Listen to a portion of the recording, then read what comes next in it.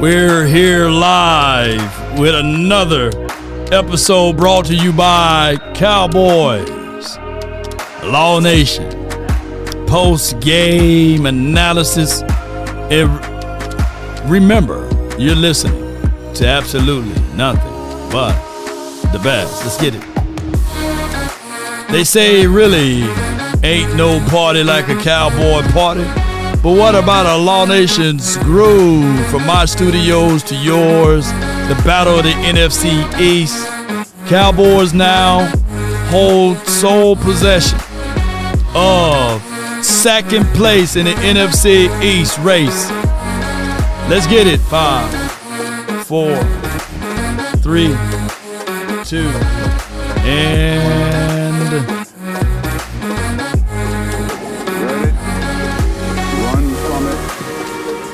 Arrives all the same. And now it's here. Or should I say,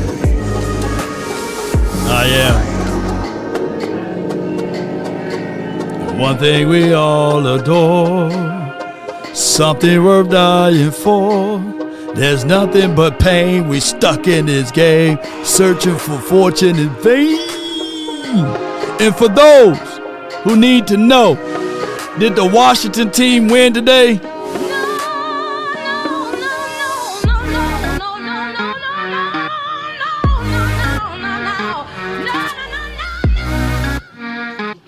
Shout out to that fat lady. They say it ain't over till the fat lady sing.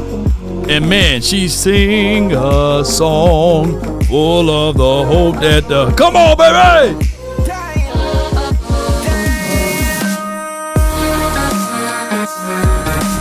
Ain't no party like a cowboy party. Come on, baby. What we gonna tell them, baby? What we gonna tell them? Baby, hit that like button, share this content. Victory Monday is right around the corner as well. On the real, me and your mama getting real serious. Yeah, so what we gonna tell them? You know, so it look like I'm gonna be around. If you're watching on the Patreon and beyond, daddy, appreciate you. If you need some advice, we up out of there. Talk to me. Come on. oh, you think dark? I need to see fire all over the place. Yeah. Thief! Stop, thief! Come back, thief! All right, so somebody got to remind me what I said in the first quarter. I want to know if somebody going to remind me. Like, hey, Law, remember you were talking about that first quarter thing? Any way you can just throw me some stuff out there, you know what I'm saying? Yes, indeed. Somebody check on my guy Louis T, man. I hope all is well with him. He's one of our compatriots of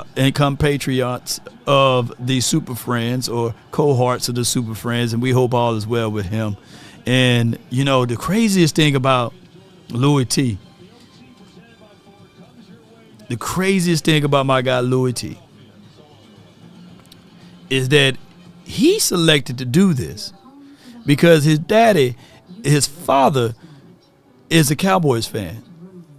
So Louis T, he going against the grain. He could have been a part of all of this. No way Denver won. Ain't no way. Y'all lying. Denver didn't win. Yeah, ain't no way. Oh my goodness. Days off. Y'all lying to me if Denver won. Y'all are lying.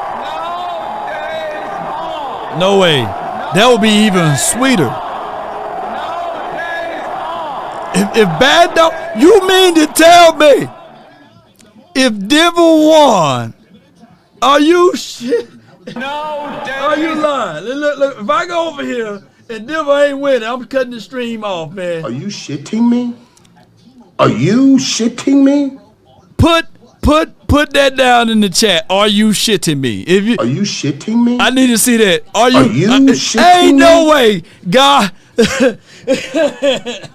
Ain't no way, man. Ain't no way. If I click that button to see whether or not Green Bay won too, then, right? Because I want Green Bay to lose, right? You know, if I click this button over here and it say Denver, if Denver won, oh my God, let me see. Let me go over here. Oh my God. And we got a super friend this week. Hey, I'm going to tell them, Louis, you got to put me up top this week, man. Come on, man. I know. Oh my God. Boy, you. Oh my goodness, a double feeling, boy. Oh, feels good. Loving somebody loving you back. Yeah. No way. Denver, shout out to the coach there. Yes, indeed. Yeah, come on. God has smiled on me. He has set me free. Yeah, baby. God has smiled on me. He's been good to me. Yo, baby. I know it was the blood. I know it was the blood for me. One day when I was born, he died on the cross. Yeah, baby. And I know it. Yeah. Yeah, let's go, baby. What's good with you? What's good with you, man?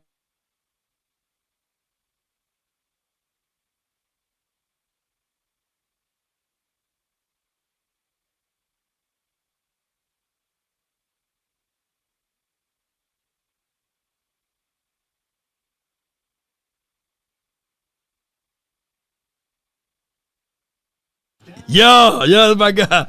Yes, indeed. Cowboy Nation, let's go. Yeah. Come on, baby. Take us back to church.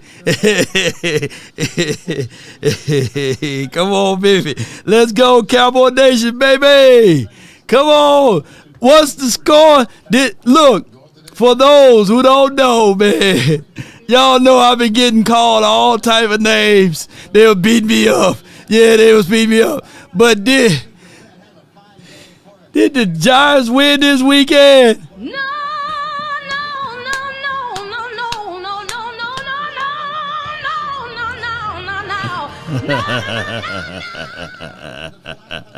Yeah. How about them Cowboys, baby? Come on with it, Cowboy Nation, and everyone that's listening.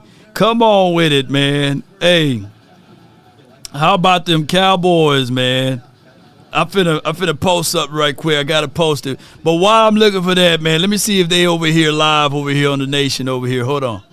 Became America's team by striking bold. Okay, hold on. I'm still. He woke me up this morning, started me on my way. Oh, the Lord, He's blessing me right now. Oh, right now. Come on, baby. We taking y'all to church, baby. Come on. Please come home. What we got? I got beans and Bologna. Please come home. This year. What we got, baby? I got beans. It's a Cowboys victory party here in the Miller Lite Field Club. Yeah. Welcome into the official postgame Come show on, of America's Cowboy team. Nation. Cowboys win 44-22. It's over the game Commanders. day. Bang, back in the second spot It's in the game NFC East, day. back to 500, 3-3-1. Oh, my and gosh. feeling good I'm after trying to what set was up as some dominant a stuff. victory as Victory they've had all Monday. season. Victory is defensively. mine. Last week you had Victory issues getting off the today field. Didn't do a is very good job of mine. controlling the running game. You were kind of worried about the Commanders coming in here and Yeah. trying to establish the run after what happened Come on last with week it. against I'm Carolina. glad I'm wrong. I'm glad I all was around, wrong. You'd have to say, Yeah. 8 opportunities. They got them off the field Yeah. in this football game. So great job by the Let's defense. go, Unfortunately, baby. right before the half, that was kind of a bad Son situation. of You don't want to John, give that up, $10. but for Never Dallas to would get have the made ball it. back and then come Never back would have and made it without answer you. that was, I I could have think, lost it a all. great. But now you were there for me, and I say, I'm stronger. Yeah, wiser. I'm Much wiser now, line baby. defense, We in second for doing a place. good job of getting after the Commanders. Yeah. Absolutely, man. We thought it was going to be a score-for-score situation. Who has Yeah. the ball last? But the Cowboys defense comes out, gets a bunch of stops in that first half. 8 of them, I believe. Well, Yeah. you're talking about the first half. Yeah, it was. I was just looking. Okay, how many times can you affect them with, get them to punt? You had a couple of turnovers mixed up in there too. A couple of on downs. You had the pick 6. The defense did a much better job. Yeah. No Diggs in the lineup today. Didn't see any busts or anything like that. In the Addition by secondary. subtraction? Yeah, I don't know. I'm just Yeah. saying, though, hey, maybe no communication issues or anything like that. But here we are with a nice victory. No question about it. 877-881-1053, the official postgame show of the Dallas Cowboys, brought to you by Pepsi, made for Cowboys watching. going. And yeah, man, I mean, there was so much to like about the game today. The way that offense took the ball right before halftime. I mean, they were getting chunk plays throughout. Welcome back, CD Lamb. One play, Welcome 11-second back, drive, baby. 74-yard touchdown. You have George Pickens making big plays down the sideline. Like, this dude is freaking unbelievable with his ability to catch the ball. And credit to Dak, who's putting the ball just in pinpoint accuracy spots. Yeah, give me Cycle But Sackers, George Pickens baby. on the sideline is incredible, making big-time plays, and then also had the pass interference call in the end zone to get you in so that you could punch it in there early in the game. But the offense early and often was rocking and rolling. Yeah, Dallas, during the week we kind of talked about how much, using the word maligned again, but the offense Come on opening with drive of the game. 32nd in the league when it came to scoring and driving the football there, and you get the huge pass interference penalty for 37 yards. Let's go. And that was half of what you needed right there, but great job by Schottenheimer, by Dak. Getting we've seen Pickens continues to get work after the last 3 games. He's been outstanding, as you mentioned. Nice to see Lamb in there. Nice to see Turpin in there.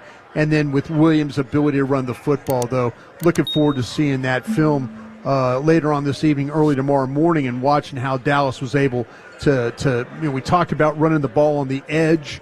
Man, there were some good inside runs. That just tells you a little bit that Booker and Hoffman and Smith were able to do some good things inside as well. Yeah, no question. Hit that like button. Hit that that share icon. Maybe feeling a little bit better with the knee situation that he has been dealing with over the last few weeks. But Cowboys run the ball extremely well. Javonte Williams, he had the big 33-yard run right there to set you up for the Ferguson touchdown going into half. The last 3 Lord weeks, is he's had a big blessing run right me. before half to get you Right against now. the Jets game. Yeah, absolutely. Right Yeah, he now. goes 19 carries, $116, over Come on, 6 baby. yards per carry. The 33-yard run was his long of the day, but he gets a touchdown as well.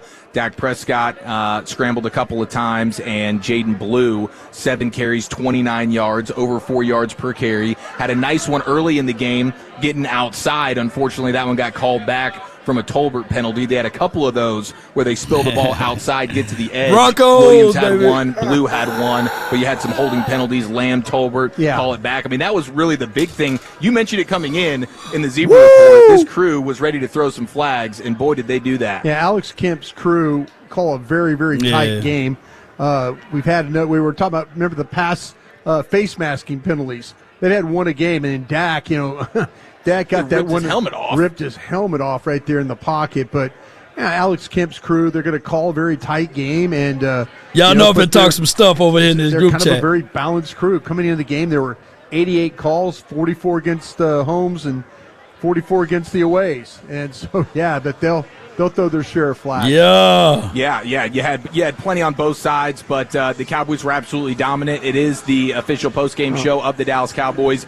Want to use what the pros use? Jack Black is the official men's skincare brand of the Dallas Cowboys. Visit getjackblack.com today. We'll be taking your calls at 877-881-1053. Of course, we'll be hearing from the players and Shoddy all throughout the postgame show here, but the Cowboys get the victory 44-22 over the Commanders. Jaden Daniels doesn't seem to play his best ball when it's time to take on the Cowboys. Did you notice them doing anything differently with some of the stuff? Obviously, you watch the film tomorrow morning, you'll have a better idea of what Eberflus was doing. Yeah, I think that when in 30 minutes after the game, I'll get the stats as far as, let's see if I can pull it up, but I think you're going to see probably they played more man coverage in this game, especially in the first half of the game. I don't feel like Boy, they them were Mims loading worried up, y'all. about the Commanders' receivers. Right. So they were able to walk up on yeah. them and play a little bit more tighter coverage that way because, no Terry McLaurin, no Deebo Samuel. It just was much easier for them to have to make those coverage adjustments, playing the man coverage more so than even having to play zone. Yeah, it worked out beautifully. The Commanders not having the receivers that they're used to having in McLaurin and Deebo Samuel, of course. But big credit to the Cowboys defense. You had Clowney getting a sack. You had a couple of moments where the pressure was there. Yeah. Not all game, but I think the big Put thing some flames is in the getting chat your for hands your on the boy. football, seeing Deron Bland just kind of have him see one go in a little bit, get the pick six. That was a beautiful play by him, breaking on the ball. Osa getting the pressure. Mariota having to scramble around, and then boom, he just lofts one over. Bland pick six. Good to see him get that in. And credit to Bland as well, just because he had a couple of really nice tackles today.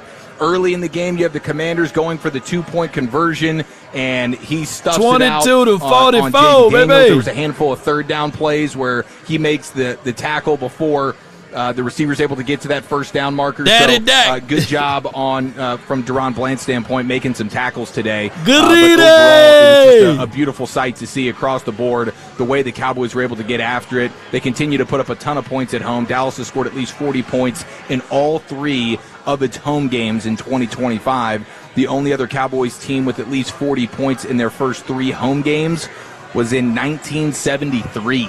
Yeah. So, I mean, the way this offense is humming right now, especially on the heels of last week with the run game not being able to get going, today it just felt like whatever they wanted to do, Look at them they long were going to be in faces. position to do it.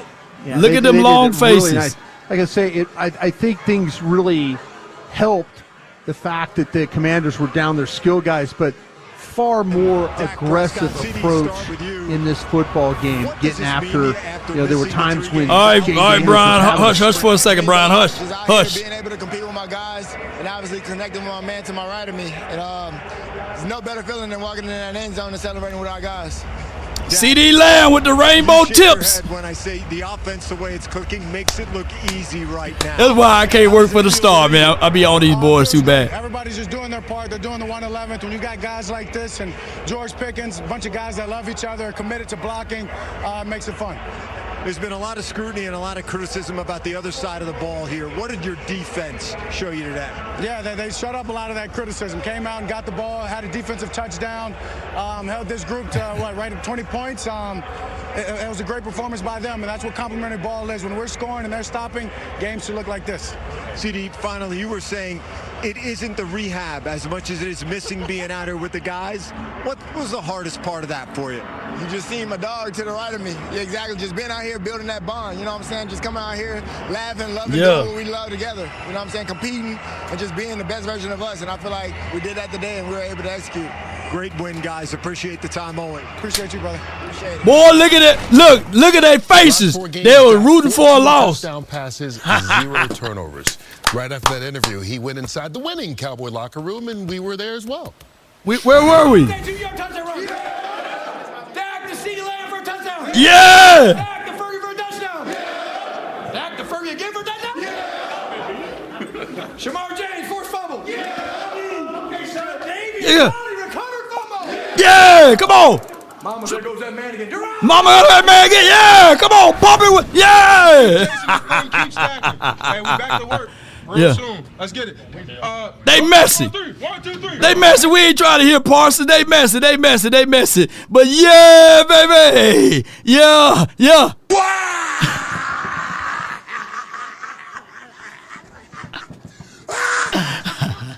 Oh my God! Did you see that game? Prime time. Yeah. Did y'all see that game? Yeah. Did y'all see that game? J Diz, $5. Good win. Yeah. Tough test next week in Denver. Yeah. Still needs help on defense and a second running back. Still don't trust the Joneses. Yeah. Victory flexed biceps, dark skin tone.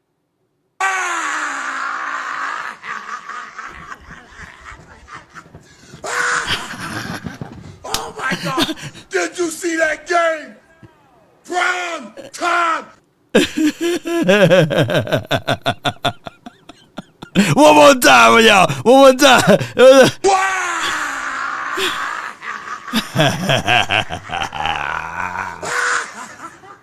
Oh my God! Did you see that game? Prime time. Buddy. Hey, buddy. We gonna have a good time today, man. Come on, man. The water gonna taste good. The food gonna be good over here. Let's go. Let's go. We talked about the play action stuff, but just the element of the threat of it. Y'all know I ain't gonna let up off them damn Washington team. Y'all know the memes coming. They don't get the bail out of there and just drop into coverage. Now they have to worry about defending the run. Shotty did a really nice job of play calling today. Yeah, y'all know what I'm about to do. Keeping the Commanders off balance. Early in that game, they felt like that they could take some shots down the field, and make that work. And the Commanders, their corner play today, their safety play wasn't particularly good. Yeah, and Dak and them, the two guys colliding on that CD Lamb 74-yard touchdown was pretty hilarious. Absolutely. But what a day to be a play caller when you have your quarterback as dialed as that, the rushing attack. Y'all know I'm working. Guys, I'm working extra over here for you. I'm sure Shotty was just looking at his play sheet, feeling like I could click any button right now, and this thing's going to work. All right, Cowboys get the victory, 44-22 over the Commanders. 877-881-1053. We're taking your calls. It's the Pepsi postgame show, and you're listening to the Dallas Cowboys Radio Network. No doubt, man. How about them Cowboys, baby? All right, so as I'm working extra over here, because y'all know I got to be petty law over here in this damn group chat. And so, hold on, let me make sure I got it all together.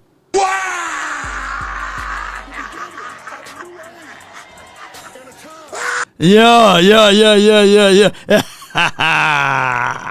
It's pretty go viral right quick. Hold on.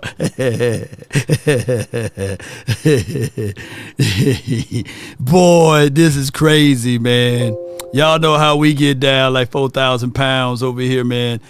Cowboys, they wanted us to lose so bad. Them big networks, they wanted to rain on us so bad. If y'all only know that them big networks, they wanted us to lose so bad. So how does it feel for us to be on the winning side? They cast all type of negative connotations versus us.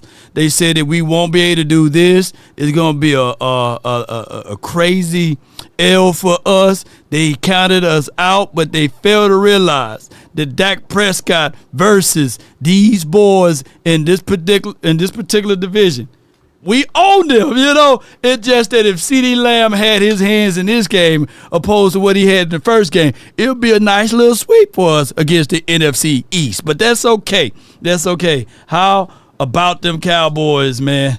Yeah. How about them Cowboys, Cowboy Nation? Hey, in the words of my guy right here. Come on, baby. Y'all know how it goes. I want y'all to gloat. Yeah. Where they calling me at? My phone is on silence right now.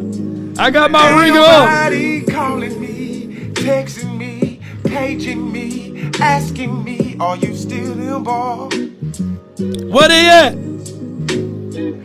Calling me, texting me. Where they at, baby? Me, asking me, am I still involved? Y'all use the check on. Listen. I'm still involved. Hey, I'm still them boys.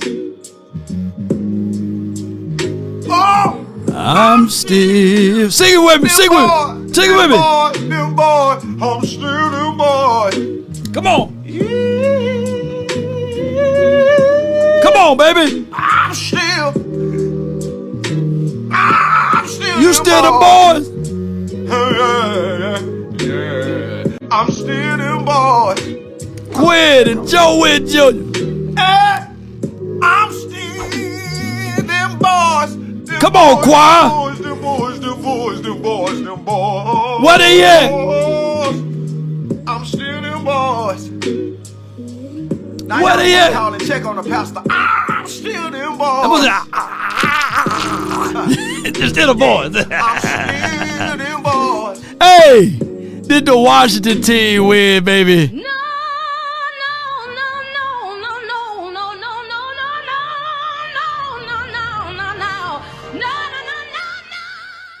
Did the Giants win today? Come on, choir. When your team is getting demolished like that, I sit up here, I swallow a lot of what I know. Oh, you swallow. And a lot of what I know is what I'm starting to see right now. Swallow This team is that. awful. You're not good when you get embarrassed like that. And why the hell do we have these benches? Where them benches at, man? For 'em in the damn stadium. It is the dumbest damn thing I've ever seen in my life. We took them to Dallas, they embarrassed us. That if we take those to another stadium, we have to be the laughingstock of the damn internet.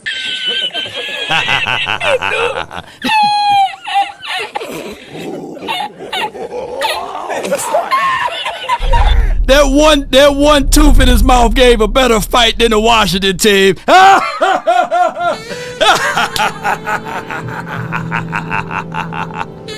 Yeah, that damn tooth. That one tooth gave a better fight. One more time. Yeah. Do y'all get what I'm saying? I don't give a dog. A win is a win. What was the score again? 44-22. Yeah, I just want to say it one more time. Come on with it. When your team is getting demolished like that, I sit up here, I swallow a lot of what I know. And a lot of what I know is what I'm starting to see right now. That's why this team is awful. You're not good when you get embarrassed like that. And why the hell do we have these benches with heat things for them in a damn stadium? It is the dumbest damn thing I've ever seen in my life. We took them to Dallas, they embarrassed us. That if we take those to another stadium, we have to be the laughingstock of the damn internet. Riggs! That one tooth gave a better fight than the entire Washington team tonight. When your team is getting demolished like that, I sit. Boy, yes indeed. Come on with it. Don't y'all feel good over here with the win? Victory Monday is on the way, and y'all know. Can y'all repeat since por favor the score one more time? No, I got it right here. 44-22. Well, see, they counted us out. They was expecting us to lose. Every 3-letter, 4-letter network had the Washington team. Yes, indeed. But look at the dream. It's not the same, ain't it? Yes, it's 44-22. Cowboys on top, baby. Let's go. And one more time. One more time.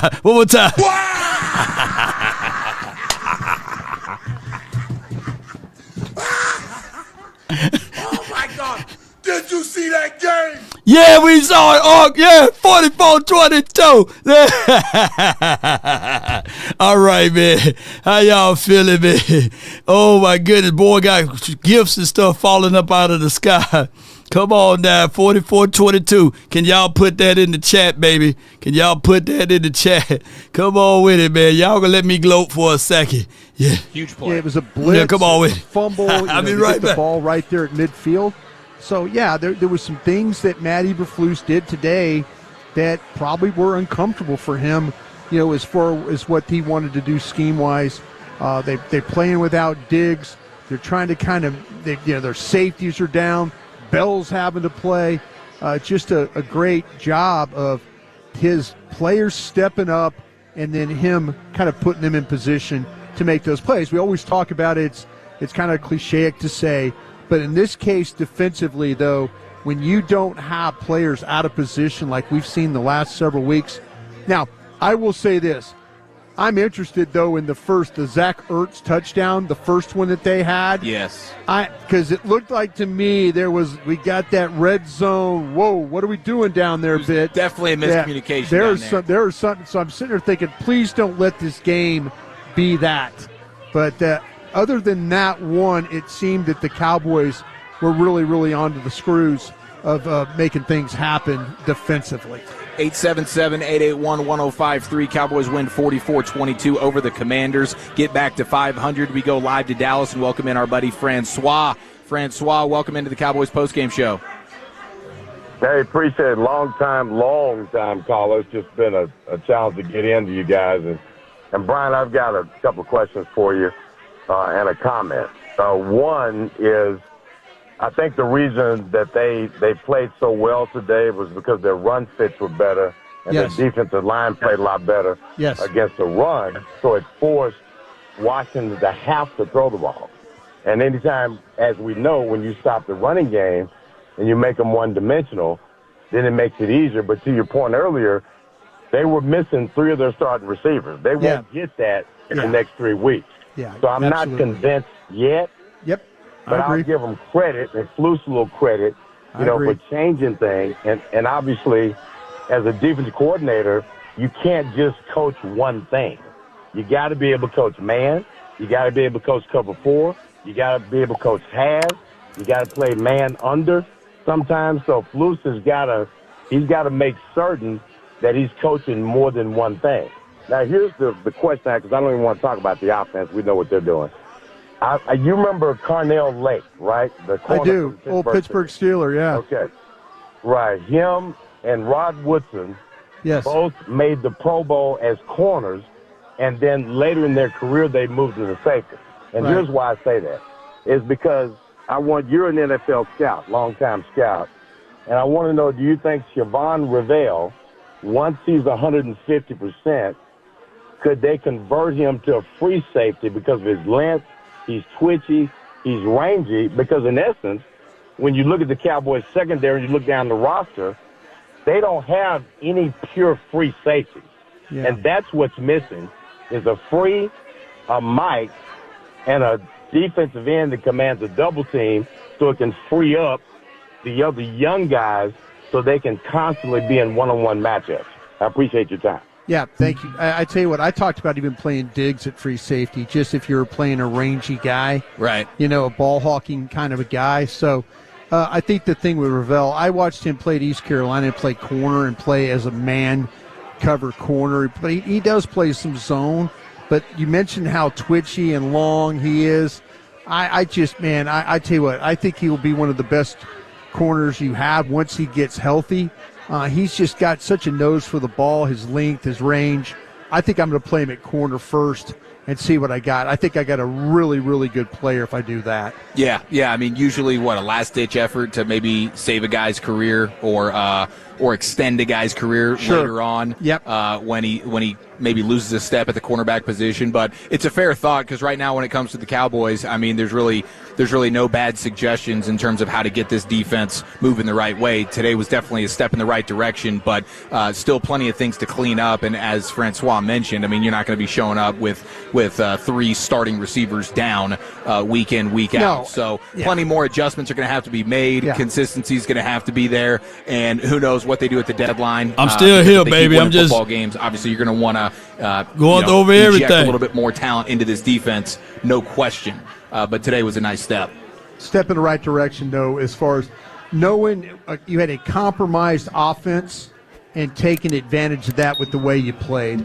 I'm so happy that Flus challenged these commander receivers with his coverage. And listen, Dallas was kind of banged up and mentioned at safety as well. That was a little bit of a problem today.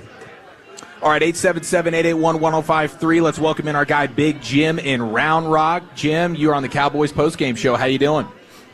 Well, Chief, it's good to have you out on the postgame. Broadus, Walter, we miss you, but Chief, you always did a good job. Broadus, good. Y'all did good work this week getting us prepared. Thank you. Your previous caller pointed out the run fits. I want to say we've all been piling on Kenny Murray. Kenny actually looked like he knew what he was supposed to do out there today. I saw a couple times when he was getting James in the right place. Mm-hmm. And Brian, I had me a little notebook and a pencil, and I wrote that touchdown down at the beginning, and It looked like they just slid Ertz behind James, and I guess if they were going to do what they were supposed to do, he was supposed to be mindful that pass him off or something because they were in the zone. But boy, I thought the same thing. I thought, man, it's going to be one of them days. But no, I was very pleased with the way, and I just watched the linebackers a lot, and they seemed to be getting where they were going, and man, coming downhill, hitting hard, and stopping because we like that Krosky Merritt kid. All right, we'd like to have had him on our team. Sure.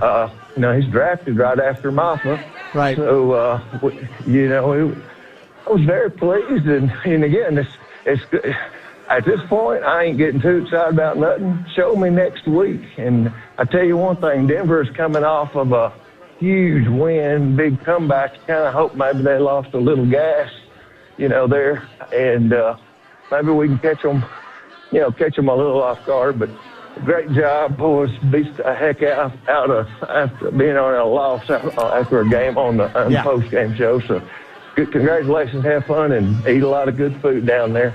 I will, Big Jim. Appreciate the call. Yeah, Kenneth Murray. I mean, it's a great point. He flashed a handful of times, open field, making tackles. Yeah. Looked like he played a pretty good game. Yeah. I would say, the thing with, last week they were jumping around gaps. They were supposedly playing A gap. They get knocked to B gap, knocked to C gap sometimes. Look, you saw the example of James. James in coverage, not as good as James the blitzer. Yes. And that's what you saw at Florida. You saw a guy that played fast, played downhill. You bring him on the blitz. He's got a feel for how to be disruptive in the pocket, but you ask him to drop and be aware and have to cover. That's a whole different game for him right there. That's as good as an example as you're going to get of coverage linebacker, and, hey, what we should be doing with a guy is attacking him down the hill. Yeah, it's a novel concept. Play to your player's strengths. Yeah. They did that today defensively, and then kudos to the Cowboys. They get that turnover, and then, boom, a couple Javonte Williams runs, and then they cap it off with another Ferguson touchdown and extend the lead. At that point, they go up in a pretty significant manner. It was 34-15 after that, so that was a huge play coming out of the half, exactly what you wanted to see right there. Right. And at that point, it was pretty much all she wrote. All right, 877-881-1053. Let's go live to Mesquite. Welcome in Harrison. Harrison, Cowboys win. Welcome to the postgame show. Hey, what's up, fellas? Big game, big win. You can tell that Shotty put his hands on the defense. They good observation here, baby. Second down instead of normal blitzing down, which is third down. Eberflus changed the whole thing. We went man. I've been calling in the shows all week since the beginning of the season. Hey, let's go man to man. And they finally did, and it paid off. The cornerbacks were a lot closer in reach of the wide receivers where they able to make plays and tackles on the ball. I want to commend, like I said, Eberflus for making changes, coming out of their zone look. And linebackers did play exceptionally well, but main thing I say, Shorty put his hands on the defense. They played physical. The defensive line, the tackles played better. They wasn't getting pushed around or Debo, so to speak. The interior just played solid the whole game. And when Willie Billick get back, I'll let him know the man-to-man, it paid off today. And take the same defensive game plan to Denver. If they do that, we'll be victorious. Thank you. Let's get it. Thank you, Harrison. Appreciate the call, man. Absolutely. Yeah, the Cowboys defense stepped up in a way that we haven't really seen since, I guess, week 1 versus Philadelphia for the most part. So that was an encouraging thing. And yeah, Shotty had talked about the physicality all week. They really got pushed around last week against Carolina. And what was your mantra coming into the game? It was stand up or get the hell out? Yeah, stand up or get the hell out. Yeah, that was it today. And they stood the hell up. They stood up today. They really, really did. All right, let's go to Garland. Welcome in our guy Polo. Polo, you're on the postgame show, man. How you doing? What's going on, fellas? Y'all know I haven't called about the Cowboys in 2 years, man. But I'm not one of these little fluky fans that I've been listening to. Callers are talking about the defense. The defense ain't do squat. They still ain't do nothing. Because like you can update that said, now. I was going to say the same thing. Debo 21-2 and McLaurin would have killed this secondary. I'm telling you, they would have killed this secondary. Debo Samuel would have ran over Bland with his little $92 million contract and just been looking stupid. Debbie Downer, man, we won, man. Y'all go get that guy. I've been real negative of you for the last couple years. But, dude, you actually been playing like an MV. I'm not going to say it, but you've been playing at a good level. And only thing about that, I seen today that you were going to throw 2 or 3 interceptions. You lucky the defensive lineman and that one safety, quarterback, just beat you off that. I would slap you upside the head. Now, another thing, Broadus, you talk about Shamar, I can't think his name, boy from Florida linebacker, James. Yep. Yeah. You talking about he can't do this, he can't do that. If he's such a good coach him up to do it then.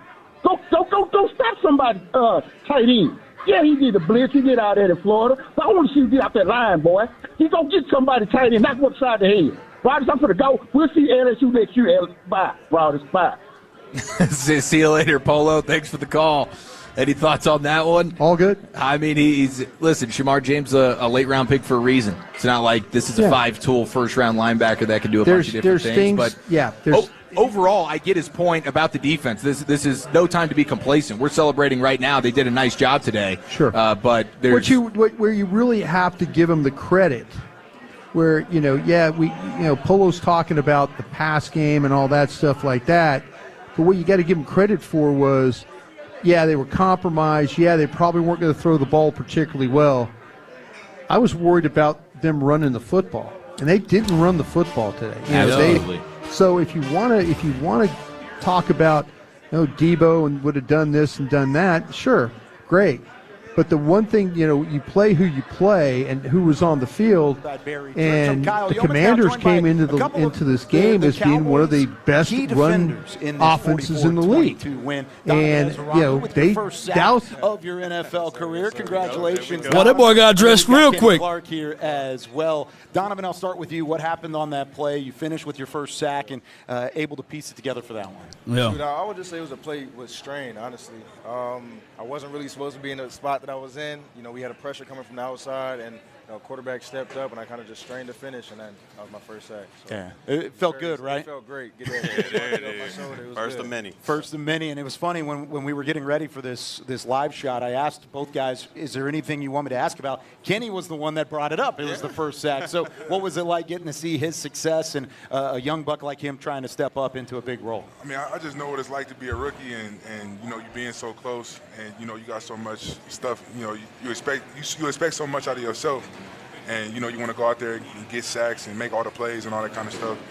So I was excited for him to see that. I mean, to see him get his sack. And, he was real happy about it. I'm happy for him. Yeah, I feel like the whole defensive line made things hard for both Mariota, and Jaden Daniels out there as well.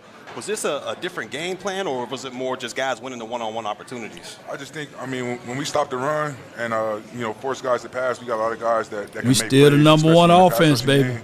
And how our offense is playing, we can get up on guys real quick, and we can exploit people when they pass. Yeah.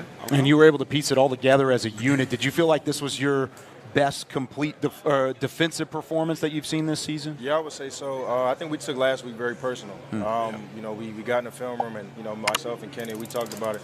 It made us feel sick to our stomach watching the film back from last week, and we know that that's not who we are. So we made it a big point this week to go in there and do our job first and foremost as a defensive line, and then that boy is well spoken. So I think that's what happened today. Well spoken. Now, Kenny, you talked about that connection in the film room. I know you guys all kind of, as a group, brought it together, but how did you kind of galvanize that as a veteran in that group and in that front seven to have the rebound performance that you did? Just understanding that, we got to have the urgency every week.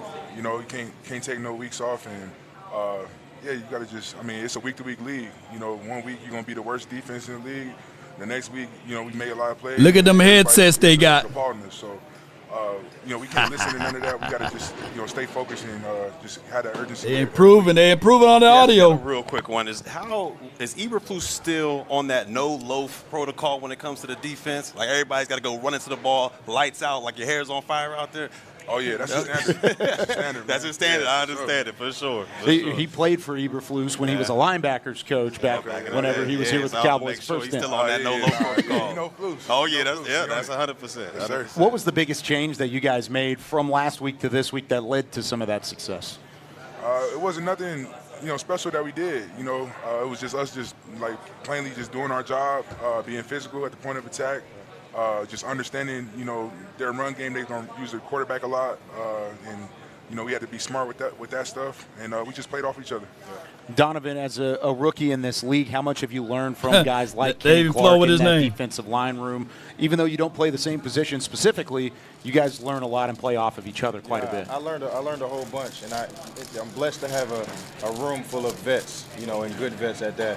And we talk all the time, and it's great to hear things like, he told me a technique this past week, and although we don't play the same position, we talked about it, and I'm like, dang, that made sense. How come, I haven't thought about it, or other defensive ends haven't thought about it, but that's the great part about having a vet, like KC in there, and like Jadeveon and Dante. So that's what it comes with. All right, so I'm going to start with Kenny here. Donovan, I want you to answer the same question after he's done. But, Kenny, what's the key to continuing this into next week against the Broncos team that put up 33 points in the fourth quarter today to beat the Giants? Just having that same sense of urgency and just being locked in, honestly. It's not no special play call or a special play that anybody has to make. It's simply just doing your job, being able to communicate, and just staying locked in. I think KC said it best. That's just what we have to do. We understand that, we got to go out there and do our job first. And the plays are going to come, and we're going to have to capitalize and make those plays. So. And you guys certainly capitalized in this one. It was a lot of fun to watch. Donovan Ezraku, Kenny Clark joining us here on Cowboys OT. Congrats on the win, you guys, and go get them again next week. Yes, sir. All right. Cowboys OT continuing. No doubt. Shout out to Cowboys OT for the great breakdown on all of that. And we'll be going back and forward with all of you all, with all of the stations here. And I'm trying to fill in as much as I can. Now, they on commercial break, so both parties on commercial break. Cowboys victorious all together in this game, and it's a necessary thing. Cowboys, when we look back at everything, we know for sure we're in second place in this division now. Coasting. Whatever negative connotation that happens between here and now, as it relates to this particular team, especially as it relates to the Washington team fighting each other, is a plus for us, especially when we look down and get dirty with it with the Cowboys winning this game. And we know. Look, let's be real. If the Vikings had Mariota, they beaten the Eagles, right? And I get it, the Eagles came away with a victory. There was a few things, the ball would have bounced the other way, it would have been a whole nother situation. I'm glad that the Giants lost. Next week, they got to play against the Eagles. And it should be a situation and scenario that I think the Giants going to be playing with snake venom. They're going to be mad and angry, and we're going to let them defeat themselves. Remember, I'm still with the belief that the Dallas Cowboys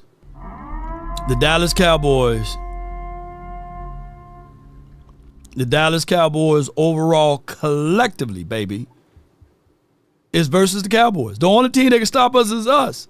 And even if you look at that Carolina game, we beat ourselves, and even though they ran all over us, but if we had a tad better defense, we beat them boys. The only game, and even when you dissect everything with the Chicago Bears game, of course, I get that.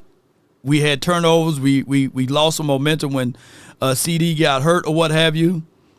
So we are in better shape than what most people think. We just got to fix out this particular defense. And, of course, we probably would love to have an edge rusher to be able to get home or what have you. And if we can just see those small little efficiencies, then we'll be okay, y'all. We will be okay if we can fix those small little inefficiencies, man. That's all we need to do, man. That's all we need to do is fix those small little inefficiencies and be okay. What's parts that you can take with you moving forward? We just got the stuff that we got last year and this year, and it's not enough, right? It's not enough. I thought he had one of them once this year. But, hey, on the bright side, when are we going to get to see Kane Madrano? Finally, Joe Witt Jr. woke up, smelled the goddamn coffee, and put goddamn on Frankie Louvu at defensive end, which I've been clamoring for him to do for over a month now. Just put Frankie Louvu at defensive end so you can get Jordan McGee on the field. And what happened? We stopped those perimeter runs. McGee was all over the field. This could have happened a month ago. But, of course, this staff, a little slow to react, stubborn, wants to play veterans. Well, veterans aren't going to help you.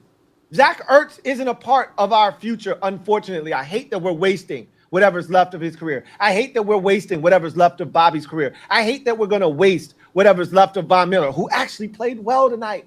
I hate that we're going to waste this one good year of Jacob Martin. He actually played his ass off tonight. I hate that we're going to waste all of this, but we got to find out what we got. So we need to find out what Kane Madrano can do. We got to find out what more we can get out of Ben Sinnott. I love Zach Ertz, and I know they're not going to just abandon the season at 3-4. This is a fan talking. This is not what they're going to do.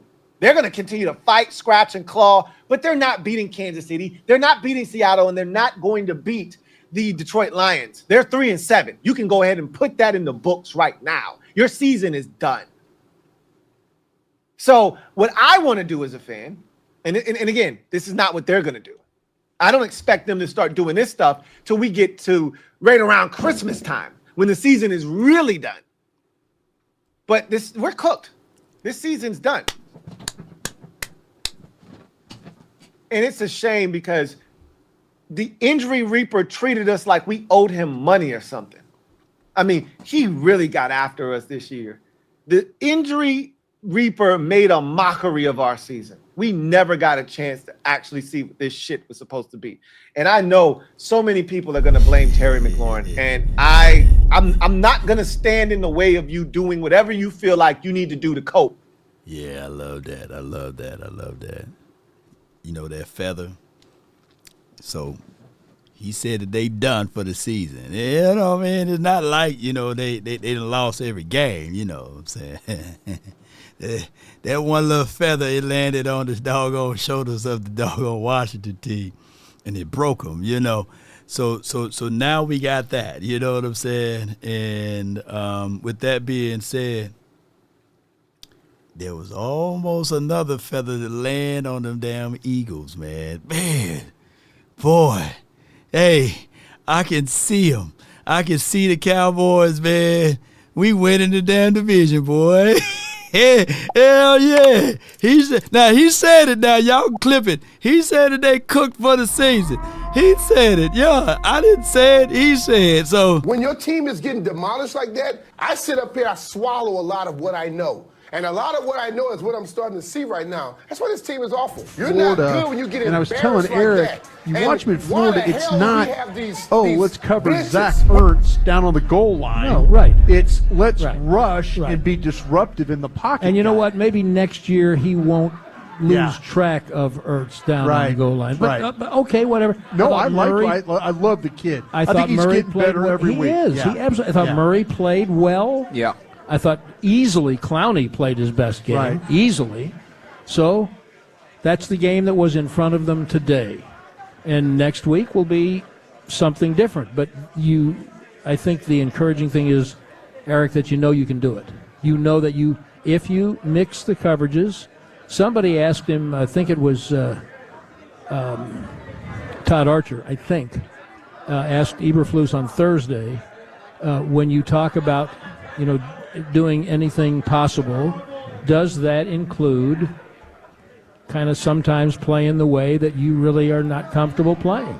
And the answer, he gave a political answer, but the answer's got to be, it damn well better be. Right. Because this isn't working. And you can't change all the players. Yeah. And you can't change the entire scheme, but the scheme itself is not unworkable or unusable. But the basic tenet of coaching is to utilize your players in the best way for them to have success.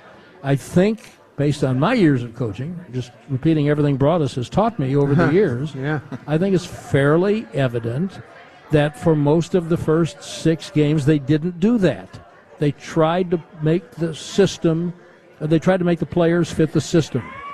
And, do y'all get what I'm saying? I don't give a dog. A win is a win. What was the score? Basketball, and your tallest guy is 6'1", you better play half court, because you're not going to get a lot of rebounds and fast breaks. Absolutely. So what you want to do is fast break, but if you don't have the players to out-rebound everybody and throw an outlet pass, then you better change what you want to do. If you want to play, hit-and-run baseball, and you've got a team full of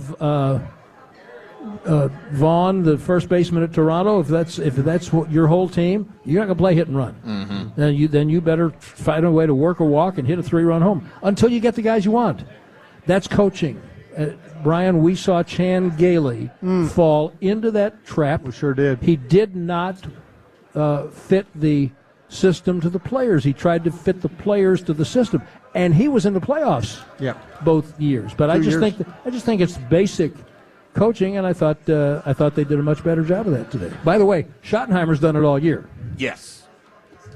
I mean, and today it was on full display. I mean, that offense, my gosh, especially when you see the Commanders drive the ball down before halftime and then quick turnaround. The drive starts with a sack.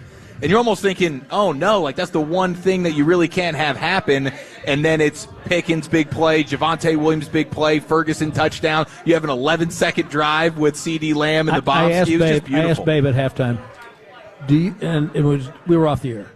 I said, you played 8 years. Do you remember, if I asked you what was the best throw you ever made in 8 years? He said, well, there weren't that many of them. But he remembered a game when he was starting in San Diego. They're playing the Chiefs in Kansas City. He had to scramble. He made a really good throw to Anthony Miller, who caught it and ran for touchdown. Chargers win the game. And I asked him that because I think if someday I ask Dak Prescott, what's the best throw you ever made? That throw to Pickens before halftime, that might be the answer. I don't know how you can throw it better than that. I know. I mean, that Dak to Pickens connection right now down the sideline.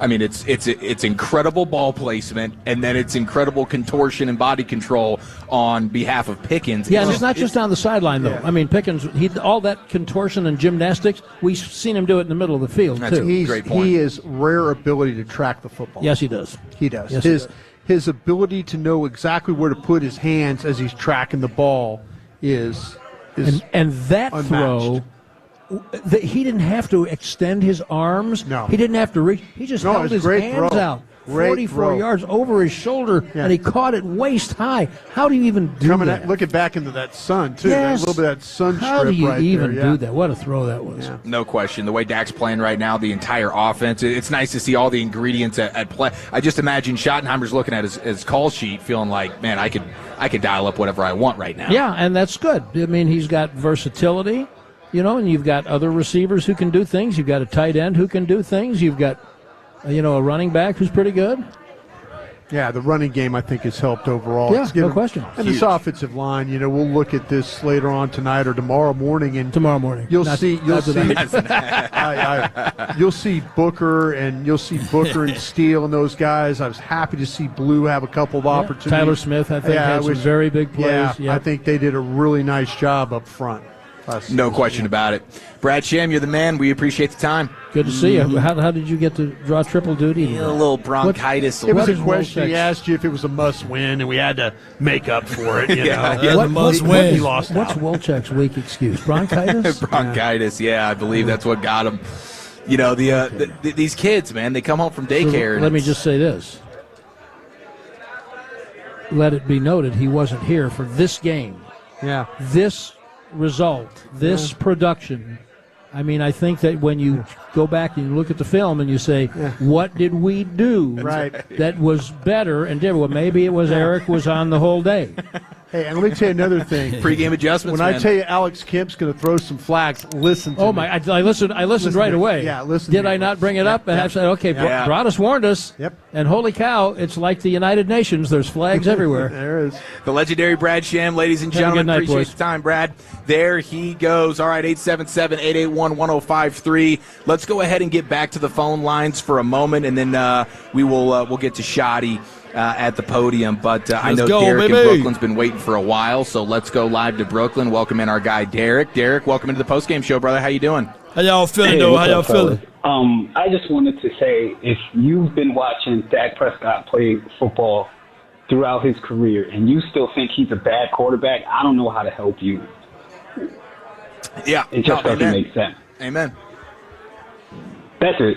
All right, very good. Derek, short and sweet. I appreciate it, man. He waited about 35 minutes to just let the world know that Dak Prescott is, in fact, a good quarterback. And there's no question that Dak Prescott right now playing at the height of his powers. There's something with whatever shot he's got cooked up for him in this offense. Obviously, he's got great supporting cast when it comes to the weaponry, the offensive line right now, the rushing attack, everything with this offense is clicking, but there's no question it starts with Dak, and he is playing at an all-time high level right now. Seeing the field well, making sure that he's getting the ball to where he's getting his checks, his block and getting everything squared up. Look at this guy. Oh, my Look at gosh. this guy.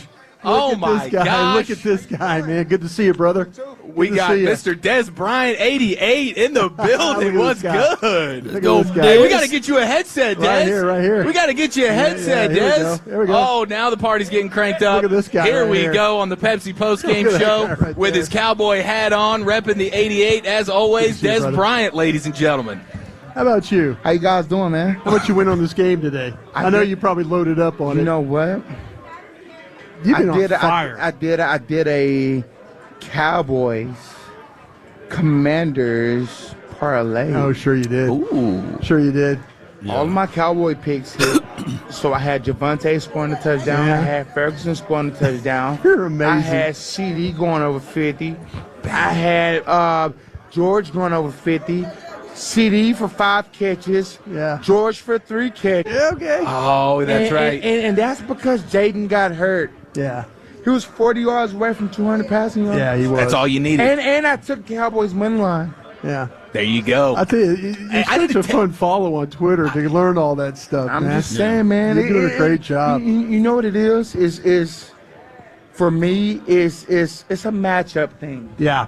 I pay attention to the matchup. That's right. There you go. I don't get caught up into the hype of things. Right. You know, like, you just can't do that. Right. You're a football guy. You know what you're doing. There you go. So can I tell your picks? I mean, are you putting these come on, down? man. I mean, let's go, dude. I need to. Absolutely. Oh, no, man. he's got them all on that. You follow him, he'll tell you where this is, and it's great. 1,000%. And look, I got 20 of the dopest cappers that love it and know the game. I vetted them out myself. There you go. Oh, wow. Okay, buttoned up. Des Bryant with us here on the Pepsi postgame show.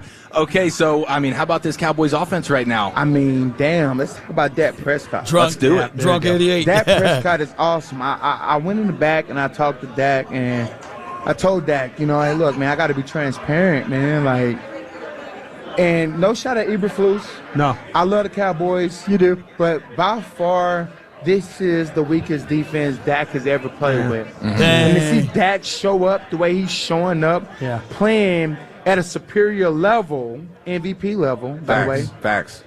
He is my MVP, by the way. Says a lot.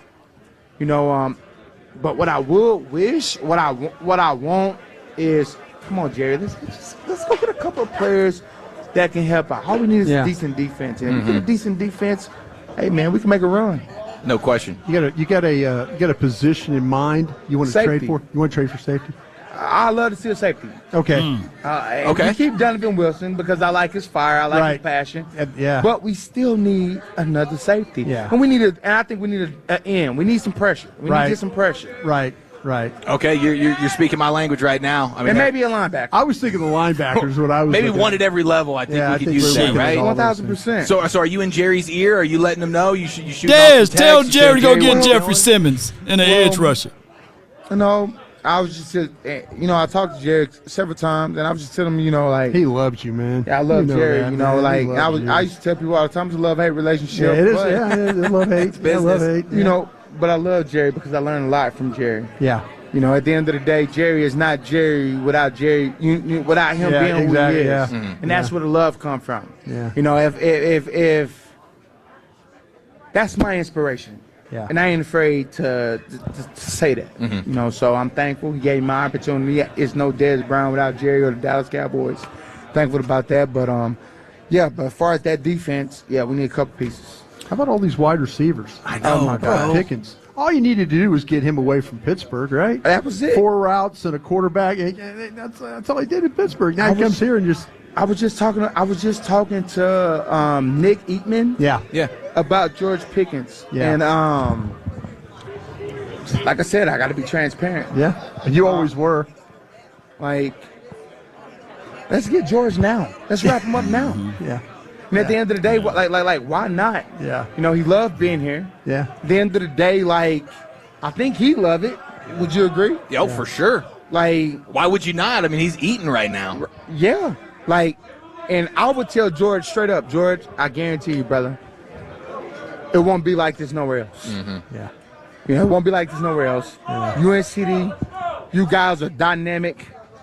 Stay together, grow together, go into the Hall of Fame together. You, Dak, CD, George. It's beautiful. Yeah. I can see that. You know, love you guys too. Got a bunch of Desbians up here in the Miller Lite Field Club as Des Bryant sits down with us here on the postgame show. Yeah. What do you think about Shotty? Man, Shotty, I love Shotty. You know, I'm going to be transparent again. You guys are going to hear me this. You're going to hear me say this. Let me say this. Like, it was a roller coaster with me. Love the energy Shotty's bringing. Right. And then things start going downhill. Sure. So I automatically think, like, okay, they putting Shotty in a position where he's a scapegoat. Mm-hmm. Right. Now, I'm like, no. Yeah. Shotty has take the reins and he's the real deal. Right. So I'm man enough to say that. I think Shotty's the guy. I think Shotty, hey, keep evaluating. That boy it. said Des Hey, Beans. fire who you need to fire, bring in who you need to bring in. Because you got the recipe, brother. Just believe in it. You know, like, this is your team. Don't hesitate. Make the moves that you need to make to win ball games because you set the tempo. And I can tell that the guys love you. Dak love you. CD love you. George love you. All of these guys love you. So do what you know what to do. I could trust it. I could see you played in this offense with the vertical game and all the crossing and then the inside routes and stuff like Crazy. that. Oh my gosh, I would love Just go to and play get for in football. Shotty. I mean, yeah, that's what I'm saying. I would love to have seen you play in an offense like this because, like I was saying, with George, you know, you saw him at Pittsburgh and the limits what they were doing with him. And you see Lamb, you even see a little Turpin. You see Turpin. I like Turp, too. Yeah, absolutely. I like the role that he's feeling. Absolutely. Absolutely. Yeah, I mean, just the versatility of this receiver core, Yep. right? Yep. I mean, you got a little bit of everything here. The best I've seen it in Cowboy history. Ooh. Best you've seen in Cowboys history. You heard it from Des Bryant right here on the Pepsi postgame show. Des, what a freaking honor, bro. Thank you so much. This is incredible, dude. Man, thank you guys for having me. Yep. Anytime. Seriously. Anytime, Des. What Seriously. a pleasure, dude. Thank you guys. All right, there he goes. The legendary 88 Mr. Des Bryant sitting down with us here in the Miller Lite Field Club after a Cowboys 44-22 victory over the Commanders. Are you freaking kidding me? I am like having an out-of-body experience right now. That was absolutely legendary. I'm feeling for my guy, Zach That's huge. You know, it wasn't just the 4 sacks, it was the hits. I thought our run defense really was great. I mean, Mariota got us for a couple runs, but man, they were swarming the ball. We were sticky in coverage, and that was all great to see. You had said all week, well, coming in this game, you liked the plan. And I don't know if you were talking more about defense and offense, but did you think playing more man-to-man got the guys a little more? It was a good interview. Yeah. Yeah, I mean, again, look, at the end of the day, you know, this was a team we wanted to play man-to-man against, you know. There was numbers and analytics that said that, you know, that was the right way to play these guys, and each week is different, but I thought we played man-to-man very well today. But, you know, we got to improve our zone coverages as well. But just proud of the guys, man. You know, the defense, they've taken a lot of bullets, and, you know, deservedly so in some regards. And I was just proud of them, man. They played really hard. They tackled well. We knew the turnover was going to happen. You know, we tried to manifest that 2 weeks ago and didn't get it. And there goes Duran doing what Duran does. All right, so there was somebody in the chat that said, hey, be careful who you wish for as far as trading. If they don't work out, then you could be, and I forgot your name. Here's my only thoughts with that. That's the only way you can get over the hump. With this defense as it's constructed now, this is not a deep playoff, down the stretch, winning kind of caliber of defense. We can be happy and satisfied about the win, but we have to also be understanding that Jaden Daniels didn't look like he was ready to play in this game. He was missing some targets, right? And there was lack of protection. There was lack of pass rush for the majority of the game. Now, we did get the ball to bounce our way on offense to get ahead. And I'm not trying to take away from the victory, but I just don't want us to be satisfied and comfortable with what we've seen out of this defense today. Even though we can chalk this up and say, yes, we are happy about the W, but we got to understand that we still got to watch and go get a dynamic playmaker, whether it's an edge rusher, another linebacker, or a safety, just like what they said. Now, you could be complacent about this and then be mad down the stretch, but I'm telling you, right now, is the time to really look at some of those teams that's on a fire sale and seeing if you can recruit and get these guys on board. And that's what I'm saying. If you satisfied with this defense, with how it's constructed now, then Lord be with you, you know, because this team will not make a deep run from how it's constructed.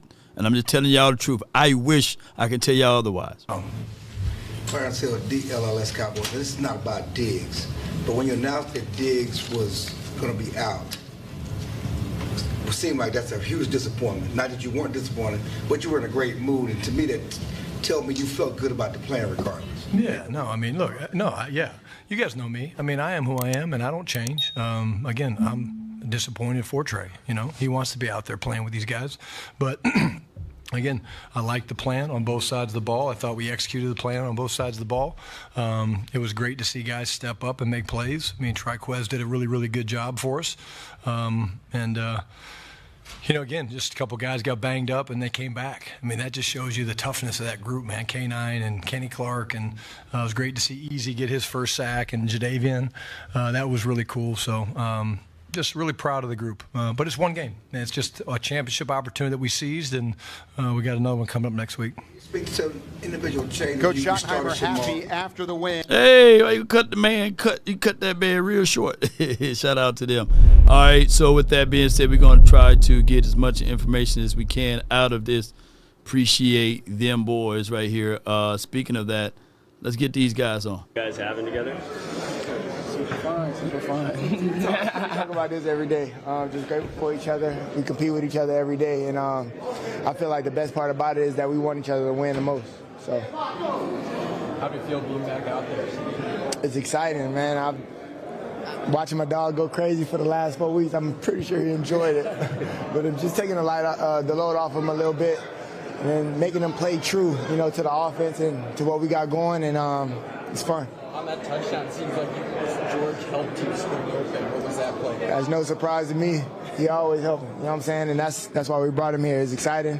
And he was the first person I saw after I caught it, and there was nowhere there, so I already knew what it was. You talk about him going off. We saw, you know, some of your big celebrations with some of his crazy catches the last few weeks, but does that not motivate you a little bit? I mean, I'm a competitor. I'm going to always be motivated, but I love to see him do his thing, though. You know what I'm saying? That's why we brought him here, and I feel like he's having so much fun here. How different was the experience today than it was prior to when you got hurt in the Bears game? Now that you guys are that much more in sync and you're that much more a part of this offense, do you guys feel a noticeable difference in upscale in that regard? Yeah, I definitely say more explosive. With having him back and Turk and a few other guys, it make the offense explosive. So kind of like how he said, you know, you got to be true to the offense, and when you got all of us out there, you can't guard all of us.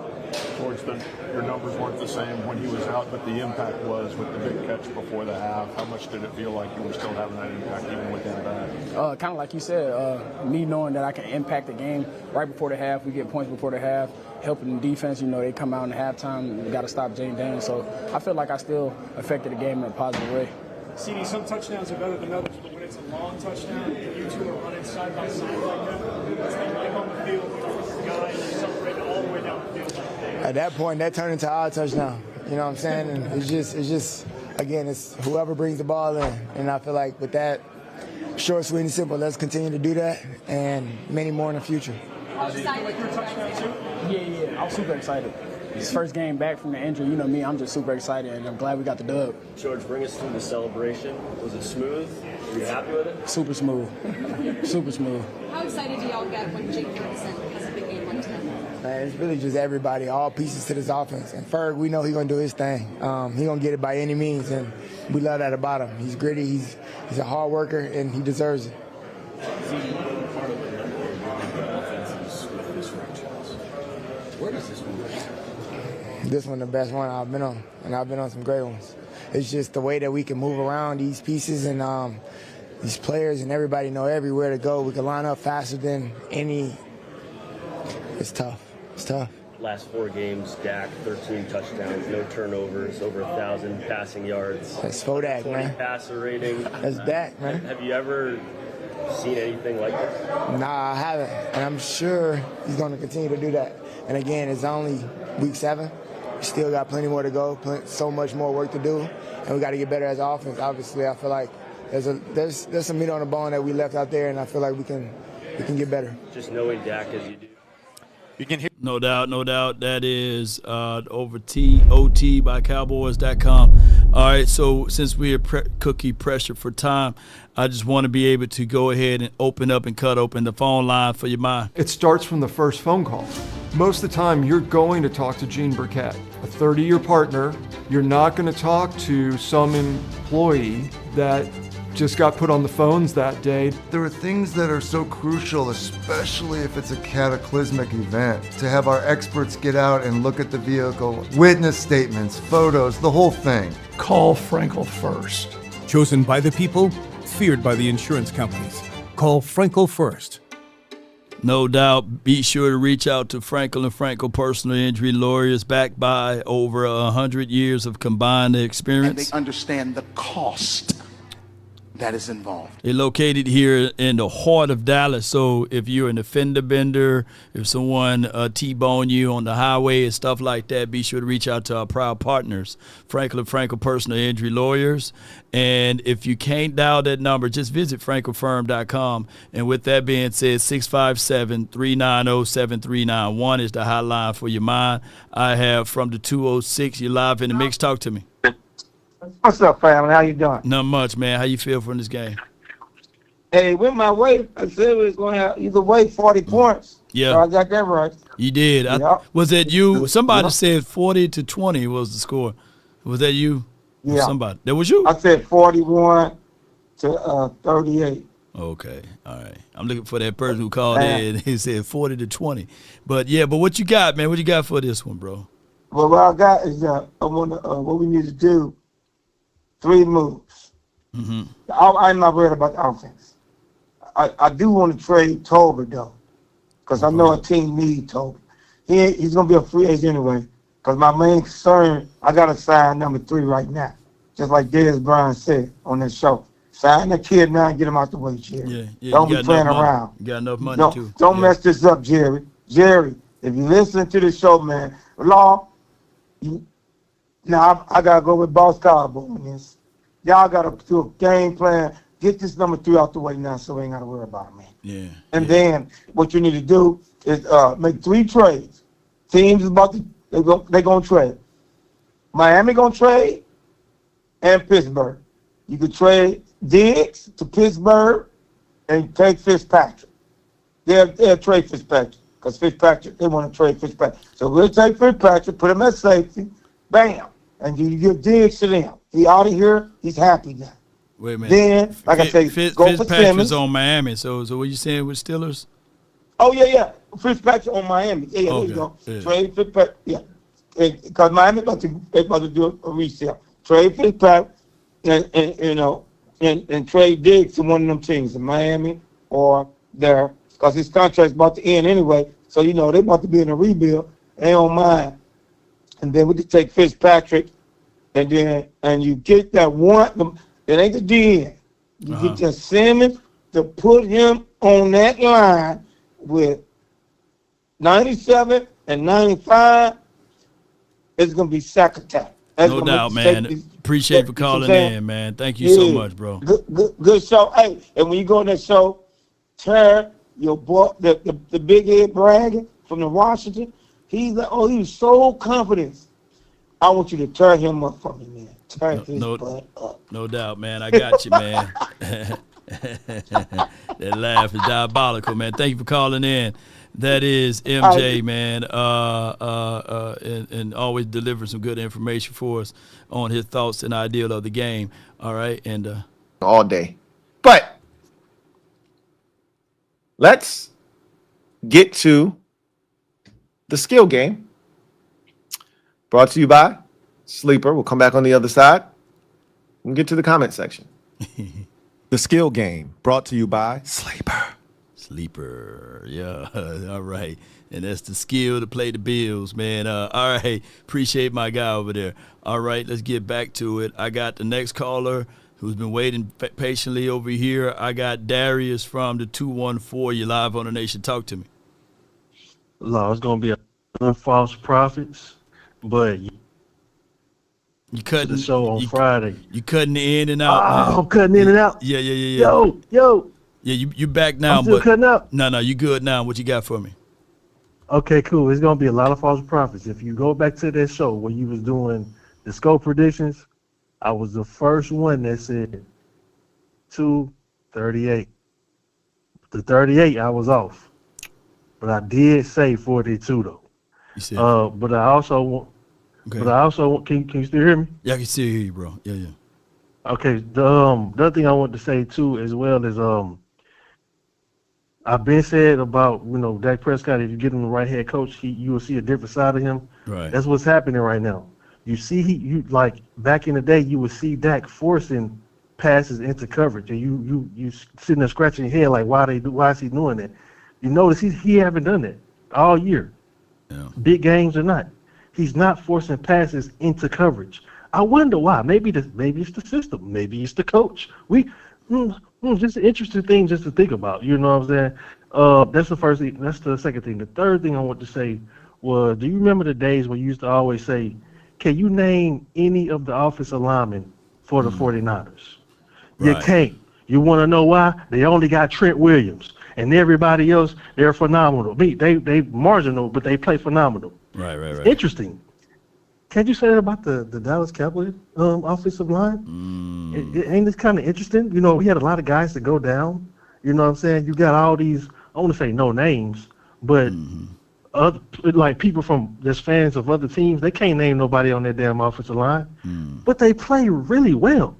That don't seem weird. Yeah, scheme fit. You got to they don't have that strike scheme. you the slightest bit weird. Maybe it's the coach. Yeah. Maybe it's the coach. Maybe it's the coach. Somebody has been saying this for quite a bit. Yeah. I just want to put that on people's minds about that. But like I said, it's a week-to-week league. The most consistent team is the best teams, and I'm gonna keep saying it. Look for us to get hot late. What I mean by late, on the defensive after Thanksgiving. Side. Yeah. On the defensive side. If we can get hot after Thanksgiving. And I'm gonna hold on. I'm gonna hold on to what I'm about to say about something on defense till tomorrow. I'm gonna hold on. Are you gonna hold? Don't do that to us like that, Law. I'm gonna do it to y'all, man. Don't do that. But man, I appreciate you, man. The whole damn game. Yes, indeed, man. You know what I'm saying? That's how that girl teased Jaden Daniels on Harry Hines. That's why he had to hit. Oh, Lord, legs Lord was have out. mercy. Ain't this time for y'all to go up there right now? Yeah, it's whole hours. Yes, it's whole hours. Go get up through there. No, indeed. Yes, indeed, man. Appreciate you, man. Let me hear you say it, fam. How about the Cowboys? Yes, Darius from the 214, and they're going to take us through there. Yes, indeed. Appreciate y'all, man, so much for tuning in. Nothing. A little Brit special to take some swelling down. I usually throw my left hand to cover the ball when getting hit, and usually takes a lot of helmets. So I'm sure it's just a face mask. Nothing unusual, honestly. I think we ask you about the offense every week. To get CD back and like you got a run game going, just how good was it to see? This is what we do offensively. Yeah, it was great. It was great. It was explosive. It was fun. I mean, you saw the big plays. Saw some drives we put together. Our standard and expectations for ourselves is very high, and so we understand when we've got guys, the playmakers that we have, the offensive line, the love that we have for one another, and you see it in just the way the guys finish plays, guys cover the ball. And defense played very well tonight. When you do that, I think more of our games are going to look like this. Clarence Hill, DLLS Cowboys. How hard is it to stay patient when I want to throw the CD, I want to throw the pick? Yeah, it's not hard, honestly. I'm a very present guy, and I take pride in doing that, and it's something that I practice. And I say that is just by trying to play practice. Play each and. Hey, we gonna listen to this Dak because his MVP Dak. If you believe he's MVP, put MVP Dak in the chat because we gotta listen to this full interview. This is post game show, so let me know how y'all feel about Law's post game show on a scale of 1 to 10. Let's get it in, baby. And I'm looking for your feedback too. Looking for y'all feedback, man, on the post-game show. I'm trying to, and let me give y'all the concept of the post-game show, too, by the way. And I know I'm long-winded. I'm from Mississippi. I know how it goes. We're not pressured for any time. But I like my post-game shows to be relaxed, especially after a victory. And I like to bounce in between, like the 105 and the OT. And I like to listen to all of this because I like to digest this. And then when I get finished with my post-game show, I got to rewatch the game to hear what the broadcasters had to say about things, especially after a dub. So that's why I take my time and let me know if y'all like the post-game show. And this is for Cowboy fans. Because if you're a Washington fan right now, you're just going to get hit with all type of strays. Come on. Every play and going through my reads. I know we talked about it earlier in the week when you're saying, y'all are asking, how do you not force it to those guys? And I said, that's on the coaches, right? And we've got multiple playmakers. Those are two dudes, and the other guys are as well. So that's my point is like wherever the ball goes, I'm confident when it leaves my hand that it's going to be called and the play is going to be made after that if that guy has a chance. Now when those two guys get it, it can be very explosive. So I just want to stay on the field. Something else I've mentioned before. I just want to stay on the field. So that's the other part that allows me to stay patient is I'm not trying to put the ball in harm's way and throw an interception and, we're sitting on the sideline. Like I just want to be on the field playing this game. Just talk about the TD to CD. Shotty called it a mailbox story. Wasn't the right route or whatever else. For sure. What happened there? Yeah, it wasn't the route that we were expecting. It's built for him to kind of run a deep cross right there. So, go through read one, George, and then I see the big window in a sense of, I say a solid window of where if he would have ran that route, he probably would have had a good play, not a touchdown. And so then I kind of just looked to find CD, and he's got his hands up saying like I'm here. And so at that point I saw the safety or the corner to the right. They were in there tricky too. And I just tricky two everything I instead had of cover on two. I love it. Understanding that I could just lob it up, that both guys would be able to make a play and just try to give him a chance. He did a good job taking 2 steps back, I think, catching the ball and then walked into the end zone. So once again, a play that's not made unless you have confidence in the guy that you're throwing to, and then the guy you're throwing to is smart, understands the defense, understands the look, and understood he could take that opportunity and you understand the cost. Dak Todd Archer with ESPN. Are you more proud of the 13 touchdowns in the last 4 games or the ball security? I'm not sure. I think they go hand in hand, to be honest with you. I think when you're taking care of the ball, you got more opportunities to score touchdowns, and that's just leading to that. So not counting the touchdowns, so probably the interceptions being truthfully.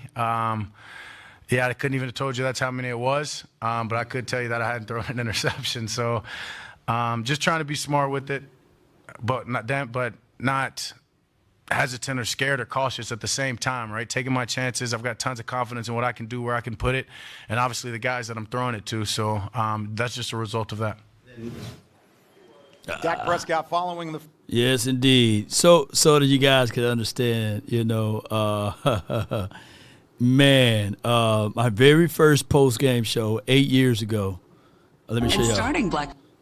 Let me show y'all where it was and how I used to do it, man. And it was Washington, you know what I'm saying? 8 years ago. Well, a little bit more than 8 years ago. But look how time done changed, man. And that's why I can tell you, I'm like one of. He's looking after the kids. Y'all remember, boy? Jerry Jones on with Sean and RJ this morning. Yeah, that's how far I do these they days, covered a lot man. of interesting stuff. Dak and the cup on the sideline. That was a great story. Who remember that? Does he agree with Michael Irvin about wanting to see a loss to the Redskins because it would refocus the team? His assessment of the Redskins, we'll get to that. And Washington advice team. for Daniel Snyder and his Y'all dance remember moves this? From oh, my God. That was brutal, This is man. my post-game show. And at the Vikings next Thursday night. Thursday. Number 9, this was the kind of signature. Man, it's crazy. And starting Black Friday. Man, it's crazy how we used to do that stuff, man. It's crazy. Louis T, what you got going on? Let me let Dr. Q on, man. He's live from the 210. You're in. Dr. Q, talk to me, man. Hey, brother-in-law and Cowboys Nation. Law, I just want to hit on a couple things, man. First of all, a great win by our Cowboys. I would never, ever apologize for a win. Right. But I do agree with MJ about us going to get players. Yeah. We need players. I think we all know that, but I disagree with him on this. The first one I'm getting It is a defensive end. Now, I know it's too early. You haven't looked at the all 22, but man, this combination of Sam Williams and Dante Fowler, bro, it is just disgusting, man. Sam Williams when you see it, you're gonna be like, God damn, Dr. Q was right. Sam Williams keep constantly getting pushed back by tight ends all the way to the end zone on that one touchdown they scored. If it's me running the defense, he is not my starter. I'm sorry. I know he's probably a good dude, but this is about business. This is about football. This is about fans spending money to see great product on the field. But that combination, man, Williams and Dante Fowler, every time they're in the game, man, I get nervous as hell because there's no containment on the D ends. There is no pressure on the quarterback when those two are starting. Fowler might get you one, but Sam Williams, I don't even believe he even has a sack this season. But he got one. To me, he's like a clone of Mozzie. It's like you got to watch his balance, man. He's off, man. He's off. Like his mental to me seems off. And then maybe it's the injury. I don't know, but something is not right with him. I want to kind of hold back on the whole Dak MVP. Now his trajectory is definitely upward, but talk to me after the Thanksgiving Day game. I want to see the Thanksgiving Day game because the Chiefs just got Rashee Rice back, and them boys look pretty damn good today. So if Dak can continue to be consistent like this and then tear it up come Thanksgiving, without a doubt. But right now, I'm not ready to anoint him that. But his trajectory is definitely up, man. And then last thing, Law, I'm going to hit on. When you guys have your friends show all the time, and I always chime in, I always tell you about injuries. Right. And Louis T, they look kind of crazy when I say that. I'm like, when you suffer them, because you know I always say that. I said, when you suffer them injuries to superstar players, like we did with Dak missing like 9 games, I believe, last year. We had all those guys out, bro. You cannot recover from that. You cannot. It is so hard to recover from that. And I always say, and I'm gonna leave you with this: if the Eagles or the Commanders lost their 2 QBs for 19 games, would they still make the playoffs? No. Would they be Super Bowl bound? And I'm gonna leave you with that, man. It's about staying healthy always. That's number one. All right, I appreciate it, man. I love the show, man, as usual. Keep it going. And I'm praying for the nation to keep growing, brother. No doubt, man. Appreciate you, man. Thank you so much, okay. man. No problem. That's Dr. Q, man, with a brilliant delivery here, man. Boy, I'm just looking at like all of these things, man, and this may be for way before y'all time frame here, and I just love Vastany and his victory and being able to let y'all know that no excuses, man. You got to get it out of the mud the best way possible, and the best way possible is just doing whatever it takes, man. Doing whatever it takes to get things going. I'll never forget this post game right here. Shout out to everybody. When people hold on, that's when Law was just making the babies over here, man. Wait a minute, I want to show it to y'all. Boy, yeah, man. And now I got them all grown, man. This is how. Who remember this right here? And you had to go all the way back to 2016. Oh my gosh, man! You know. Shout out to everybody who was no excuses. Into the channel. As you can see, my hands are busy. But the game is posted live on Washington Facebook. Just go to Facebook and you can watch the game as a full capacity. Dallas Cowboys versus the Washington. Baby, I gotta go. Game is posted live. Bye, guys. Yeah. I've been getting out of I look younger now than I look dead, Shout out to myself, man. You know what I'm saying? Man, y'all see. So for those who say, hey, man, I got a baby, I can't do it. Hey, what? No, it should be zero excuses, man. Come on with it. Yeah, so, hey, I always remember Washington because we love to handle Washington. You know, that L, you know what I'm saying? And now they extort me for money. Every time they come back here, they extort me for money, man. Cowboy Nation, y'all see how it goes? I got from the 205, I got Unc on the live, man. Talk to me, man. What's up, Law? Not much, man. What you got for me? Let me tell the American people this. Tell the Cowboy Nation this. I don't like what Diggs did today. He left his boys hanging. Mm-hmm. Let me explain something to you. Man. What comes around really goes around. Yeah. Look at Dez Bryant. Yeah. He had the Xing things out. Mm-hmm. But when he started dropping balls and started screaming and hollering and talking, what did Jerry do? Packaged his ass up and sent his ass on up out of there. Here comes Terrell Owens. Get your popcorn ready. I did get my popcorn ready. But when I looked on the TV, you wasn't there. You know why? Because Jerry packaged him up and sent his ass on up out of there. Now here comes Michael, one of the best defensive players in the game. What did he do? Jerry said, I'm going to pay you $142 million, but it wasn't enough. So what did he do? Lay on the practice table, all out there with the kids playing touch football. Jerry had enough of it, packaged him up, and sent his ass up out of there. And now here come Diggs coming on through. Yes, sir. No, Here come Diggs. Here come Diggs coming on through. Now what the hell you think Jerry's supposed to do? Today, he left his brothers hanging. And you don't do that. Whether you get ready to lead out, you're just passing. We all passing through this life. We're going to meet people, we're going to lose people. But if we still here, we got to keep on moving. This is what it is. Let me explain something to you.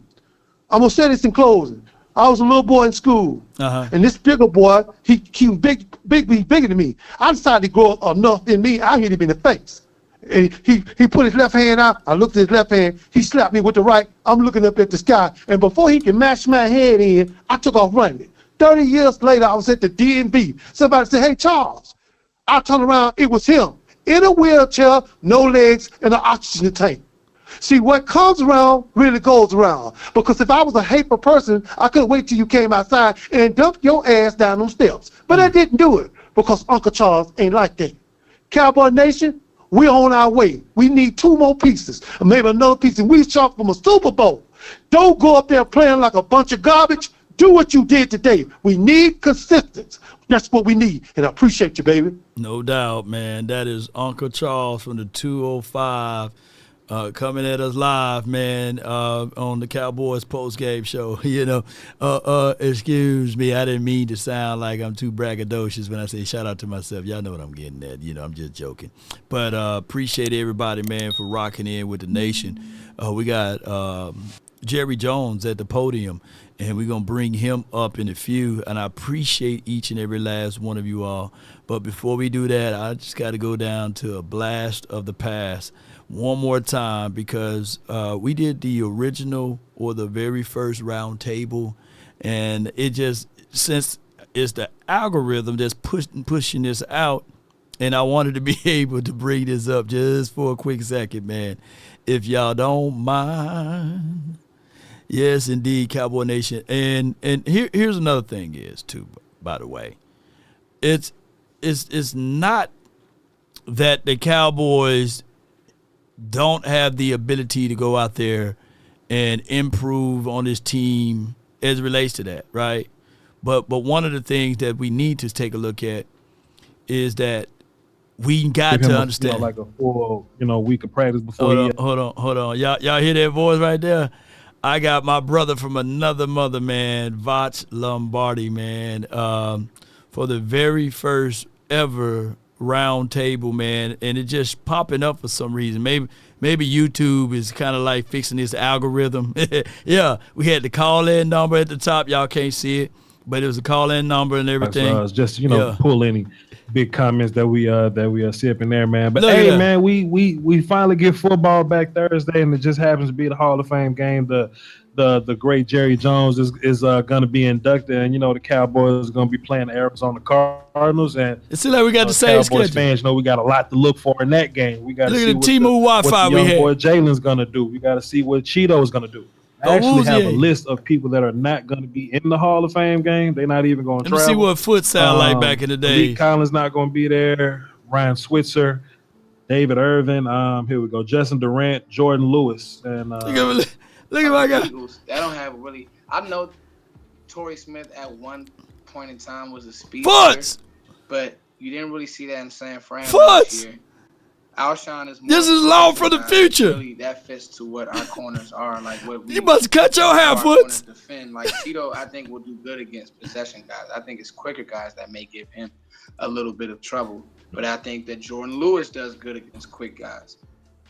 So yeah, look at me. I think like the Eagles receiving core really does. Let me see my guy Joe Rod. Draft class is looking. Shout out to Joe. Being, like I said, one of the best draft classes ever. If we hit on Jalen Smith, which I'm pretty sure we're going to. I mean, the progression is there. Look at me. you got damn near the best linebacking core ever. Look at me, man. I got the goatee walking. The healing factor of what Sean Lee have. Now, if we would have went, let's say for instance, if we didn't go with Reuben Foster's of the world. Let's say for instance we went with a Malik McDowell. Now, of course, I do know that he just had a car wreck, but he just called in to Seattle and said that he's okay. He's going to be able to play. But can you imagine Malik McDowell on this roster? That's my guy, man. Man. Yeah, boy, I got some receipts. Okay, appreciate that. Look at me, boy. Look at me, boy. I got the whole goddamn Dr. Martin Luther King mustache. Boy, I tell you the truth. I got Sonny for this Sunday 970. Who is it? Hey, how about them Cowboys? How about them, Sonny? Appreciate you. Yeah, I'm watching the future right now. You're lagging behind on YouTube, I got you. Yeah. Hey, you do a great post show. I watch you every time. You're the one I go to after the game. Yes, indeed, man. I appreciate right on man. you. I go right on to YouTube. Yeah. No doubt, man. Hey, no doubt. Hey, I love that, which is, when you were doing that with the, I think it was with Super Friends. Yeah. And you were doing that with the feather. You remember that? Yeah. And what happened? The Eagles lost that game against the Giants. They did, man. That's when you did that. If you recall that, remember? And they were all laughing at you. Yeah, they were all laughing at me, man. They were mad. There's no way in hell we're gonna lose. Yeah.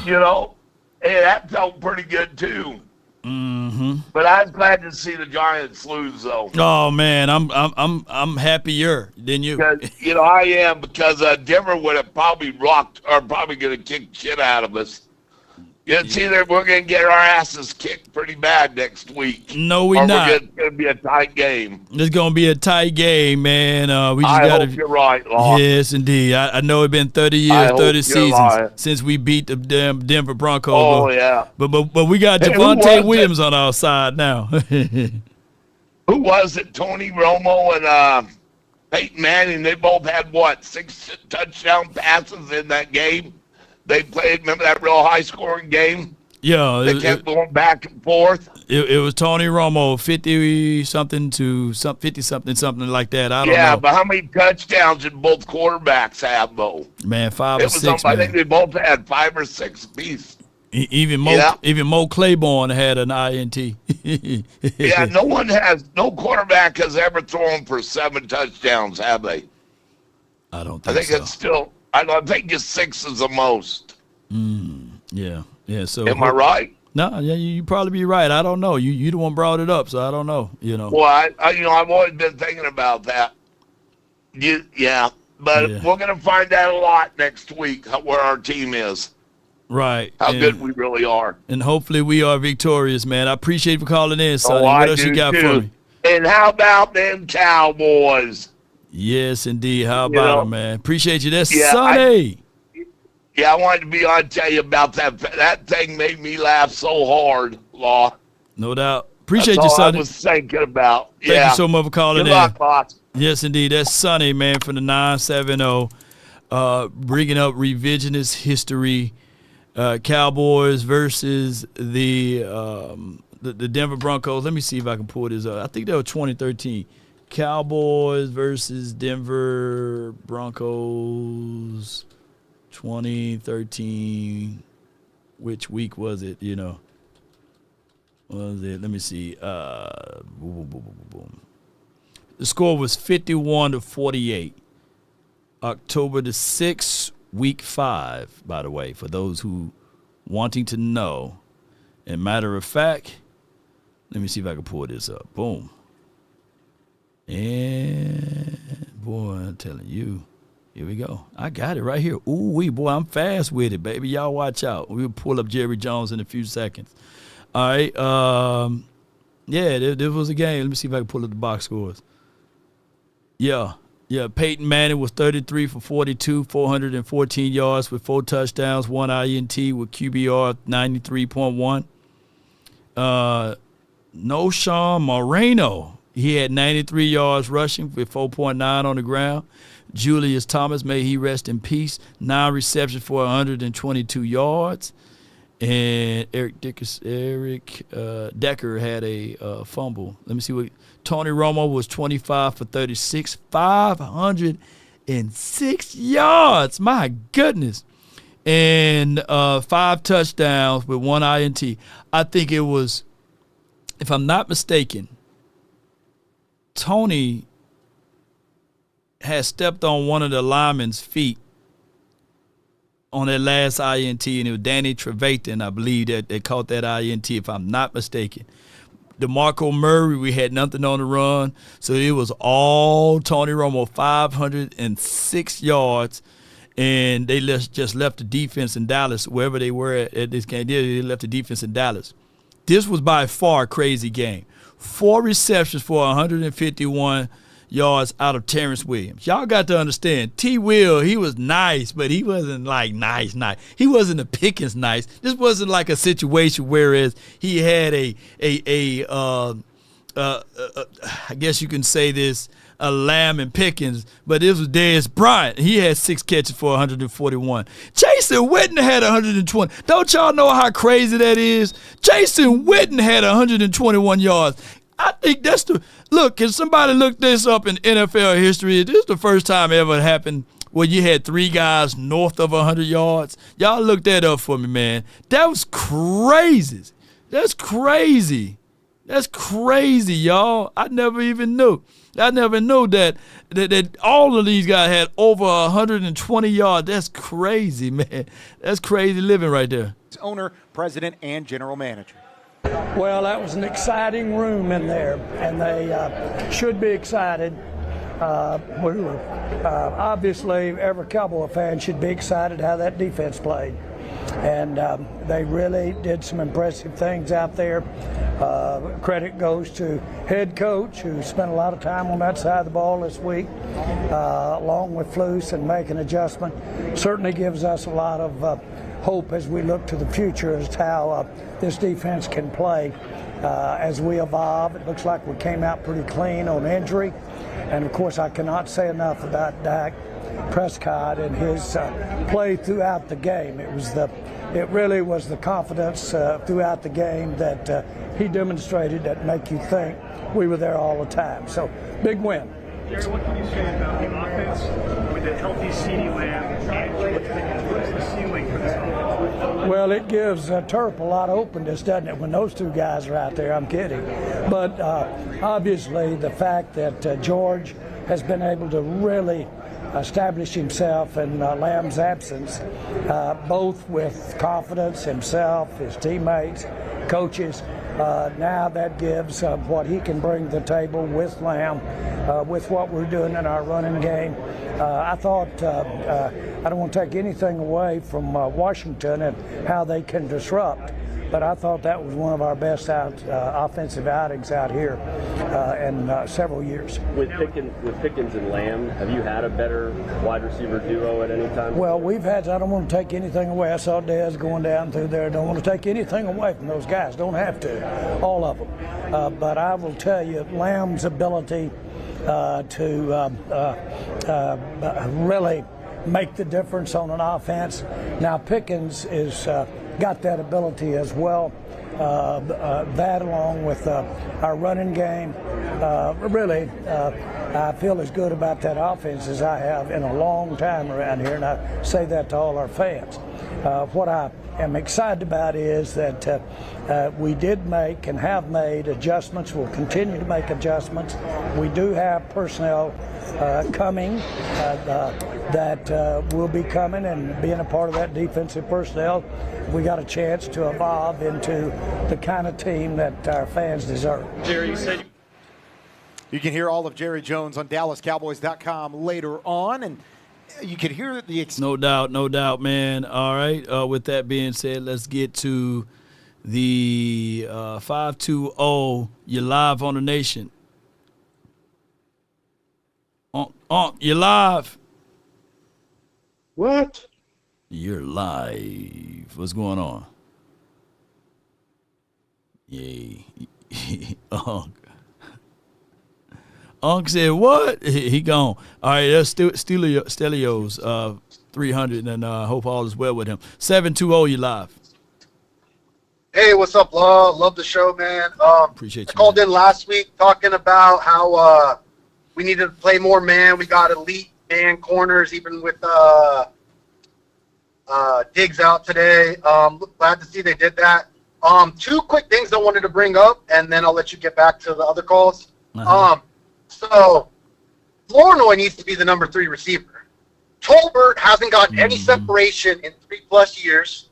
And I love Turpin, but he's a stat guy. He's not an every down receiver. The times we struggled this game, especially on 3rd down, was when we had Tolbert or Turpin in as the 3rd wide receiver, and then they lock up and double CD and GP, and then the 3rd receiver doesn't do anything. And then we go 3 and out. Like, I know we had 44 points this game, but that was actually a big problem for us, I saw, that could have been spicier if they had their offensive weapons. So I'll get your thoughts on that after. And then I just have one more point I wanted to bring up.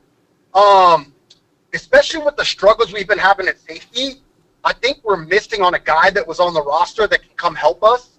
We had him at corner, and the name is Israel Mukwamu. And he played a couple games this preseason at safety. He was originally a safety. Man, they got you, man. Weapon for us covering tight ends and man-to-man. And then also, I think he could be a lot better as a Dono or even our other safeties. So he's on Carolina's practice squad, and I don't think with all the injuries we've had, there's anything that should stop us from going to get him and putting him on the team for that. No doubt, I just wanted to drop those two, get your thoughts, and then I'll hang up and listen. Thank you. No doubt, man. I appreciate you for calling in, my guy. And this is from the 720. All I can say is with this is that if we're going to trade for somebody, let it. I like Izzy. He's my guy. Shout out to Mama Izzy, Daddy Izzy, and all of the people from from their location, because they had the whole country rooting for me and following my channel. But put BTA in the chat, y'all. Yeah. You put BTA in the chat. BTA. Yes, indeed. And we don't condone any violence over here unless you're a Washington guy or you're an Eagles guy. If we're going to make a trade or move for a guy, and I think that Izzy is active on one roster. I don't know if he's on the practice squad. If he's on practice squad, you can bring him in for your active day roster. But we got, if we're going to make a trade, make it for somebody who got some skins, and that's just my thoughts. I'm not beating up Izzy, but I think that there's so much that we can do. Bradley Chubb is out there. Max Crosby is out there. To a degree, if you really want to go kangaroo crazy, you can get a Myles Garrett. There's so many things you can go out there and get, right? So we got this. And keep in mind, Dak Prescott is so used to Dan Quinn's defense. I'm hearing a lot of people giving a lot of excuses on the behalf of their team. And I had a guy that's on Instagram, on the gram, he said, well, be mindful that they didn't have, hold on, let me go right here. I'm going to pull this up. He said, let's be real. They had no Teddy, no Debo. Let's be real. I'm a Cowboy fan, but let's be real. We should be doing all of this. We had a QB spy and stopped Zach and blah, blah, blah. Here's my thoughts on it. regardless of whether or not Washington had firepower, they still would have to put up 45 points to beat us. Let me repeat. In order to beat us, they would have had to put up 45 points. Do y'all understand how this worked? If the Washington people were missing out people on their defense, I can be like, okay, oh, is he on the Carolinas practice squad? Okay, we can pick him up for cheap then if he on the practice squad. But in order to pick up somebody from the practice squad, you got to sign him to your active day roster. So who you cutting for Izzy? That's going to be the question. But all I can say is we can play this game of if, but they don't give us those benefits of the doubt because last year people were saying tough cookie. So what? No excuses. Move on. And when we won 7 games last year, people were saying tough cookie. So what? The Cowboys got to learn a whole new defense. So what? X, Y, and Z. So no, I'm not finna bail this guy out. And I hate when people say, let's be real, I'm a Cowboy fan. No, let's be real. You're supposed to be happy that we won today. Because if it was the other way around, people wouldn't be sitting here saying, hey, man, the Cowboys are battered and bruised with injuries. No, they don't give us those things. So, yes, let's celebrate this win. We can still criticize. I'm not taking away criticism from you all. But let's be real on that aspect of it.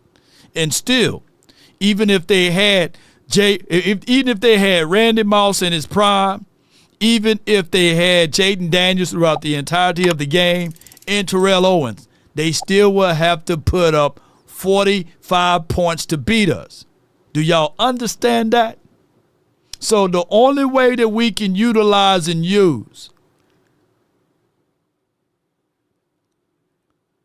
the injuries to their offense as a crux or as a situation to give the Washington team a pass, if it was somebody on defense, maybe I would say something.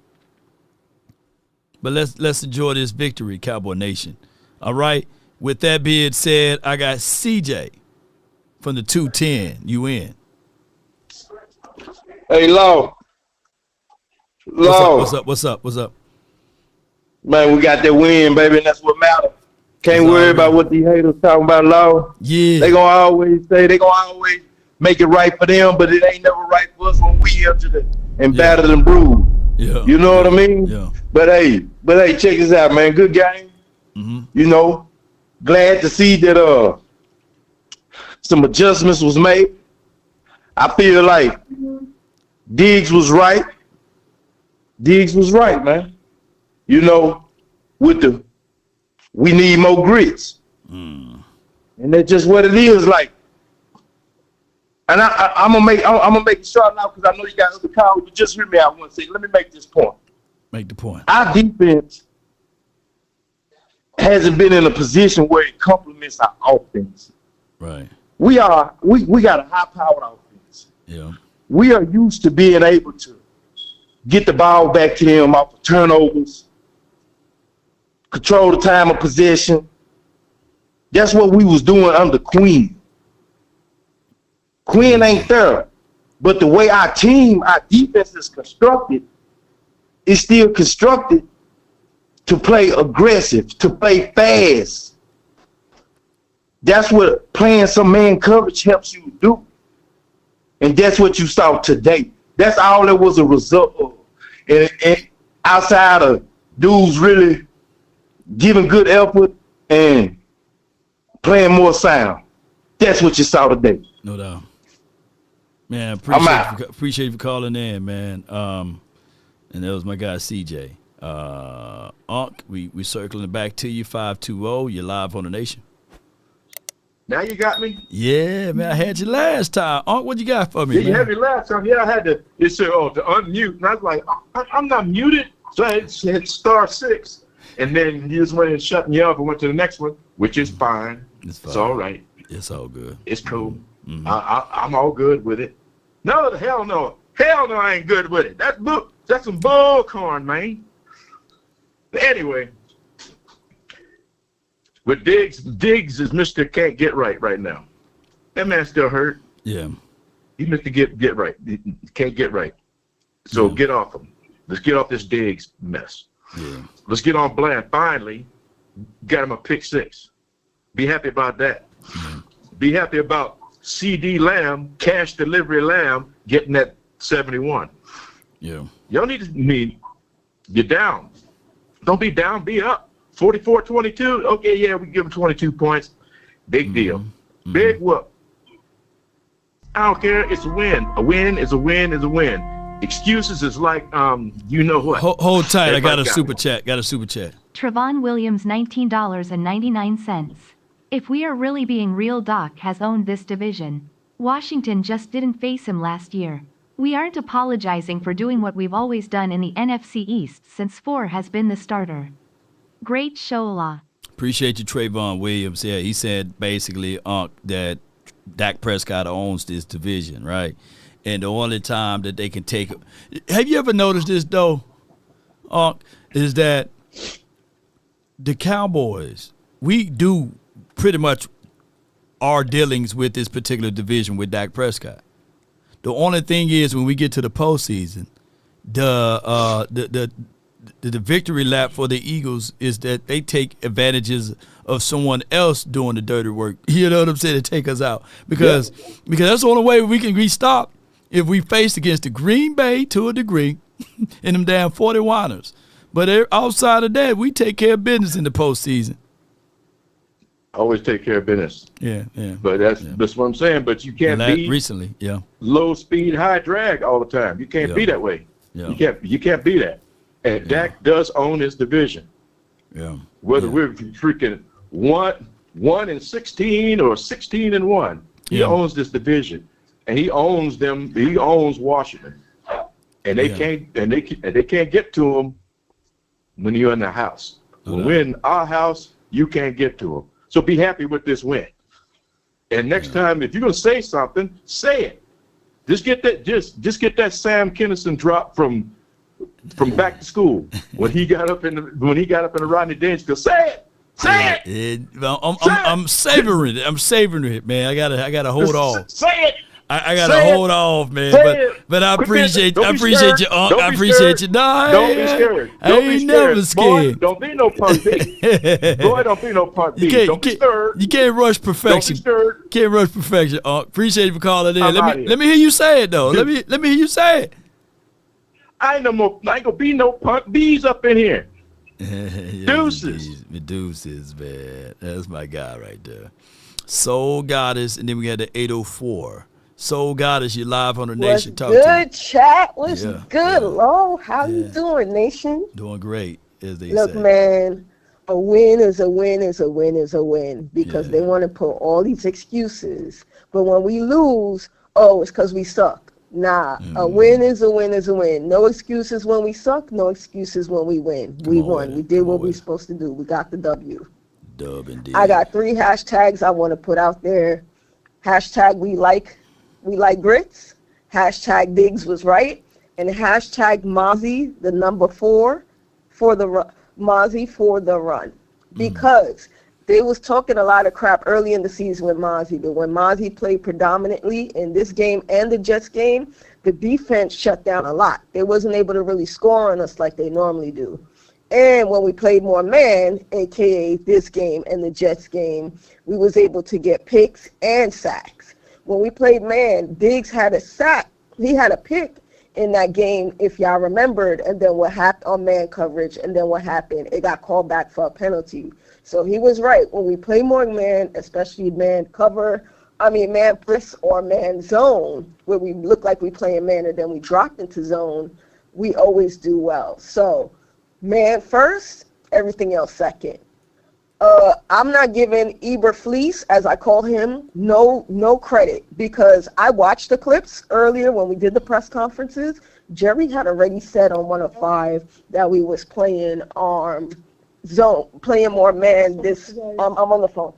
Man, he was saying that we was playing more man coverage this week. And Eberfleece was still trying to push that we was going to play, more zone and then try to drop some in. And so I'm not listening to anything that man got to say. Keep our foot on his neck, and a win is a win. I'm very happy that we did what we did today. and it looked beautiful. We got our starters back. We got our wide receiver combo back. All we need now is a good RB tandem for Javonte, because even though we have Blue out there, I wasn't really impressed again with him again this week. He really does nothing for me unless you're going to try to get him out in space the same way they do Saquon Barkley, where he don't really got to get hit. He could just kind of run. He's not going to be able to do nothing for me. He that's how I feel about Blue. So that's all I got to say this week. For right now, we do what we need to do, get a win, baby. We got to get another one, and we just got to keep stacking it until we go into the bye week. Have a good day and enjoy yourself, guys. Oh, yeah, you got to say it, though. How about them Cowboys? Because, I got to say it. You got to say it. Yes, indeed. Yes, indeed. How about them? Well, let's see what we can do with this big, beautiful bill, I guess, and we got a big, beautiful win. So we will see how all of this can play out down the stretch. I got from the 804, you're live on the Nation, brought to you by FrenkelFirm.com. Talk to me. Yes, sir. Law, I always call when we lose. So I wanted to make sure I called when we won. Okay, come on with it, man. Hey, some people don't call in. Some people mad. JP mad somewhere. You know what I'm saying? Brandon Ross is mad somewhere. But keep going. Keep talking to me, man. What you got? Tell Brandon, man. Look, it's against the Washington Redskins. This is almost my Super Bowl. So as long as I beat up on them, I'm in Virginia.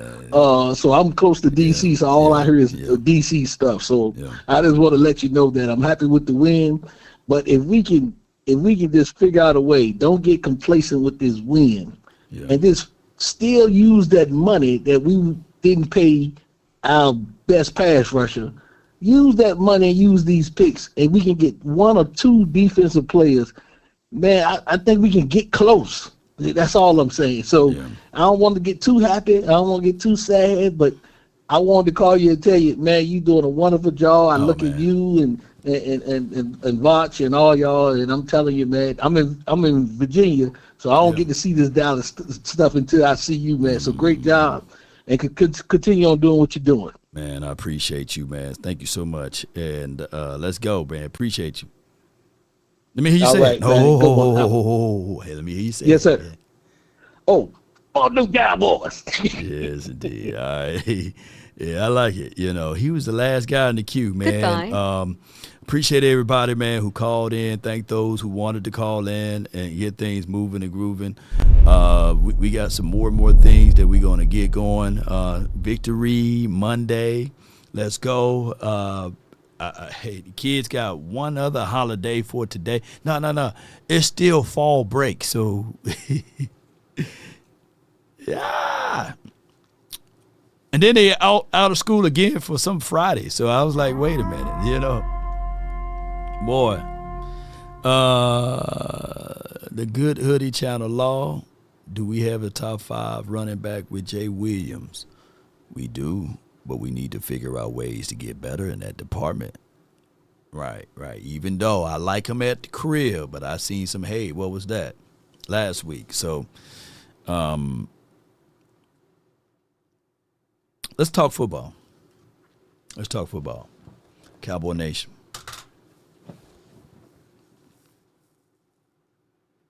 The Dallas Cowboys. You're going to have light boxes. You can't double team everybody. If we, this is just me just cleaning up a few things. Clean up them damn penalties. On offense, clean them up. What we saying on defense, blitz a little bit more. Throw some mixes in there. On defense, hear me out.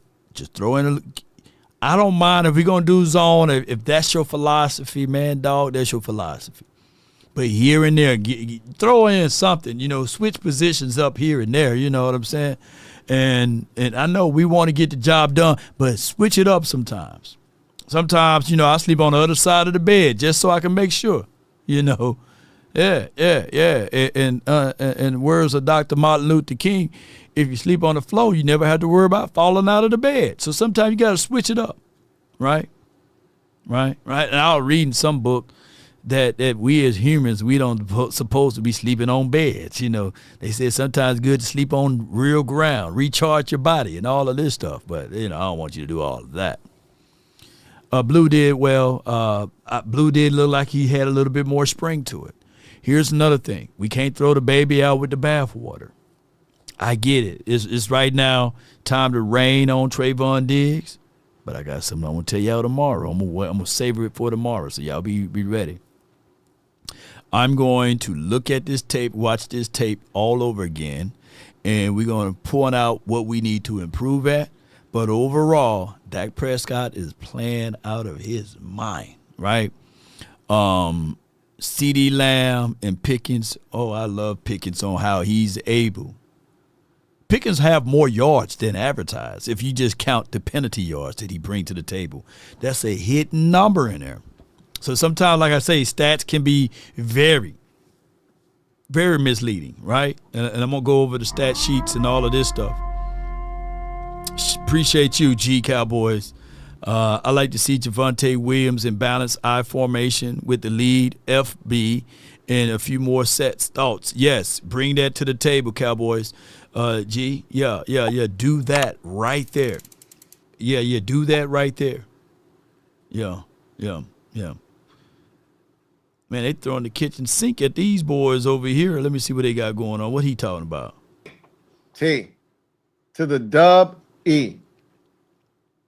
Man, your entire video took the words out of my mouth, making me join the mob. I appreciate you. But I've been saying the same on Senate McGee and put some love on Lukey, baby, Lil D.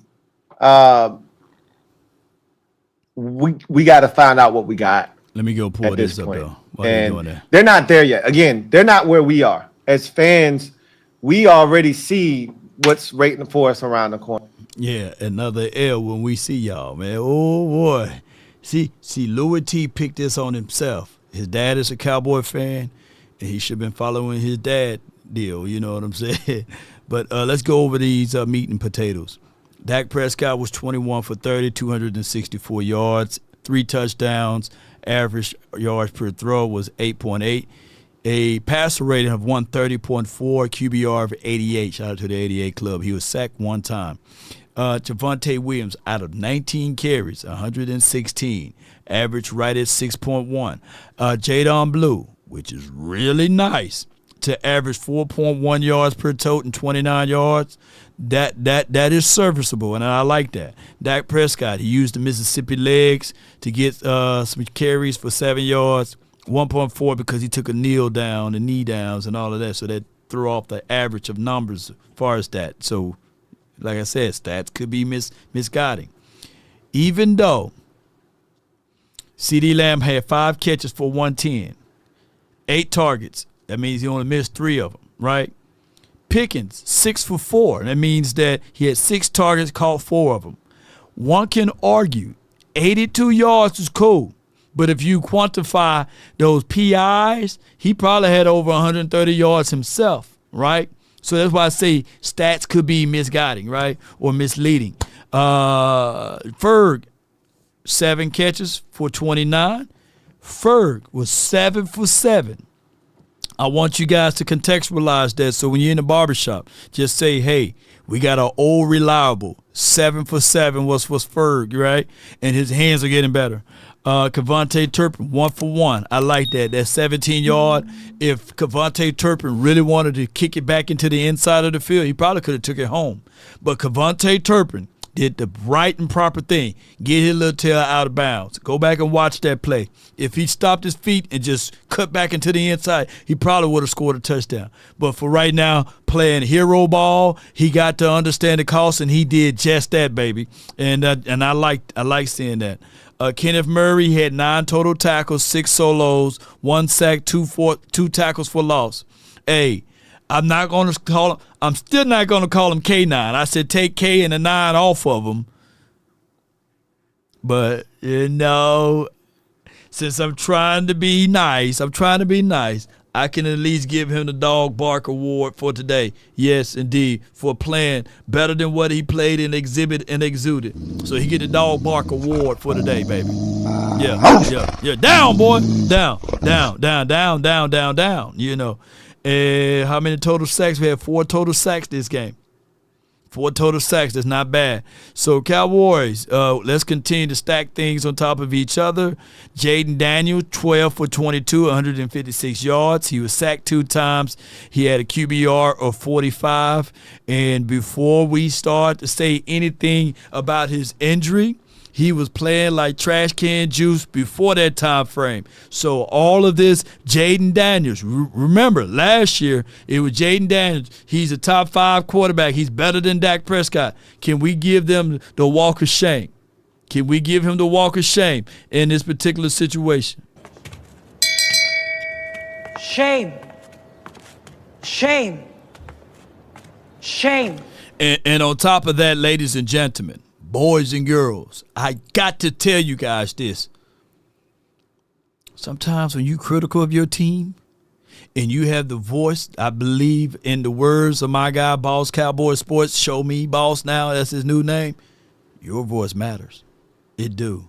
And if you can appreciate the small things, boy, when you get the bigger things, it'll be provided to you. Ain't this right, son of John? He's somewhere in there. You know what I'm saying? Montana, yes. So be faithful over a few things. I'll make you a ruler over many. So let's not have our faces longer than Jay Leno's chin over this victory. Let us not act as if though nothing was on the line in this game. We were fighting for second place, and that's okay. I really want us to continue to stay under the radar, ladies and gentlemen. I can go on for hours, but I want to be able to peel back some of the tape and get out. I got a celebratory drink I'm going to get into, by the way, and I'm going to relax, and we're going to enjoy for what we got upcoming this week. But I come here to tell y'all, regardless of those who ride with me when we win, and those who ride with me when we lose. And I got a chance to see those who ride and rock with me even with a tie. For the rest of you guys, y'all don't have any alibi. If you seeing me out here putting in the blood, sweat, and tears, being able to be live for this length of time, longer than Shaq feet, by the way, and I'm trying to tell y'all that one way or another, let's continue to push our ideals, push our narratives of what we need to see out of this team. We get it. The Joneses may have bought this team financially, but we have bought into this team way before he thought about buying his team emotionally. We bought this team emotionally, and emotions do make you cry sometimes. But I'm telling you right now, win, lose, or draw, just know I'm going to try to punch you in your jaw and break you down if you're the ops. We are not running away from nobody. Bring it.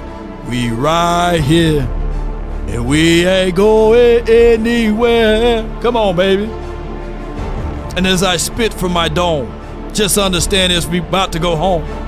In this particular grand scheme of everything, there will be many who will try to jump back on this bandwagon. There'll be many that will say, hey, I'm rolling with you. I'm here for you. If there's one thing a man should always do, is mainly to himself stay true. Never allow someone to change your point of view unless what they bring or mean makes sense to you. Never judge a man by sight alone, nor by the height he has grown. And when speaking, keep it at a moderate tone. Raise voices only turn those hearts into stone. You see, in the beginning, it was brother, I will rob a brother, roll with brothers, the morals of life, live, love, and respect for another. Then there are those who will try to be smart. They would take the decent man to alter his heart, to seek to rip him apart. Those men you should never call a friend, because they bend their lives around the truth to meet their end. One more thing that I got to say when we stay true to these things. Cowboy Nation, who are you? Cowboy Nation, what are you? Cowboy Nation, when we say who, what, I want to know also, where are you? Because where I need for you guys to be at is in the hearts of the Cowboys, silver and blue. And if you want a thing bad enough to go out there and fight for it, to work day and night to give up your time, your peace, and your sleep, if all of your desires of it makes you quite mad that you don't get tired, and it makes you hold everything tawdry and cheap, if life itself seems empty and useless without it, and all that you scheme and dream is about it, if you will gladly go out there and sweat for it, fret for it, plan for it, or lose all terror of your mind, if you would simply, just simply go after the things you want with all of your capacity, strength, sagacity, with faith, hope, confidence, and stern pertinacity, if neither the cold or the poverty or the famine shall fame, or the sickness of body or brain can turn you away from the things you want, if dogged and grim and besieged and beset. With the help of Almighty Cowboy Nation and everyone that's listening, I see you VIP, I see you Soul Goddess, I see you James, Regina, Stanley, not the cup, but I see you Dawson. Come on with it, Ghostface Gaming, Lachey Williams, you will get it. Come on, baby.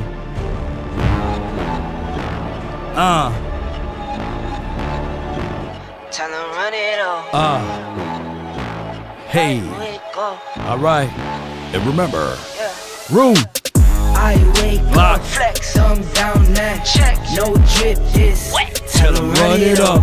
No sleep, no rest. Might crash, might wreck. But first I stretch. Tell them run Come on. it up. I wake up. Come on, baby. Teddy. No drip, Stack dog. Come on with it. No sleep, no Yay. rest. Might crash, might wreck. But first I stretch. Tell them run it up. 9 out of 10 roll through my hands. I'm by my lonely. Yeah. Come on, G. Was savage, now my baby wants to hold me. Now she wanna hold me? I love my fans, don't need no friends. I got my homies. I got my homies over here. I could trust you, I find out you tried to zone. Come on, Joseph. I'm number one up on that court, I'm Nick McGrady. Yeah. The first one in, the last one out, can't call me lazy. Can't call all lazy. Put in my hours, send the invoice and they pay me. I need 6 rings like MJ. I need 6 rings real bad. Come on. I wake up. Law. Thumb down that. Nation. No drip this. Come on, Big Amish. Hey. No sleep. Hey, no Spooky. rest. Ghostface. Leon Ware. Stretch. Tell them run it up. I wake up. Flex, thumb down that. Hey. No drip. What we tell them? So where we going? We going to Colorado, right? Hey, I'm gonna take that plane, huh? But first I stretch. Tell them run it up. Y'all gon' make me take that trip way out to Colorado, baby. I call them Nigeria, come through in a hurry. And now those London it's boys time don't come to play. You should get to worried. roll. One false move, find yourself, they getting buried. Dance with the devil, used to love playing those games. Made some bad decisions that brought my mama pain. I made a promise to her, swore that I would change. I'm on the come up, bet I live up to my name. Yeah. I wake up, Law. thumb down that. Nation. No drip, Come on, let's get mile high, baby. Come on. no sleep, no rest. Might crash, might wreck. But first I stretch it. Tell them run it up. I wake up, All right. flex, thumb Viper down, 2 and 1, no baby. drip, this Come on, somebody put our record down in the chat, baby. might crash, might wreck. But first I Stretch. Tell them run it up. Come on with it, man. When your team is getting demolished, Hush your I mouth. sit up here, I swallow a lot Hush of it. what I know. Swallow And then, a lot swallow of it. what I know is what I'm starting to see. Hush your now. mouth. That's why this team is awful. You're not good when you get embarrassed like that. And why the Swallowed hell up. Have you ever been swallowed? with heat things for in a damn stadium? It is the dumbest damn thing I've ever seen in my life. We took them to Dallas, they embarrassed us. Yeah, And if on we take paper. those to another stadium, we have to be the laughing stock of the damn internet. Look at that tooth. Yeah. Are you shitting me? Are you shitting me? Come on with it. Love for you, baby. Are you not entertained? Let's slow it down. The longest outro in the land. Brought to you by Frenkel and Frenkel Personal Injury Lawyers. Sleeper. Come on with it. Shout out to you. If your name is not on this list, that's okay. There's always chances and opportunity for your name to get there. Paul, what's good with you? Ace, Boog. Specialized shout out to my girl Chicken. Chicken, she won the fight this weekend. And we already know how we support her.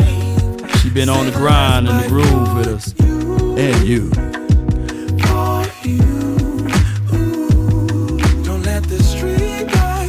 The government's still shut down, but we're gonna get down tomorrow anyway. Let's get it.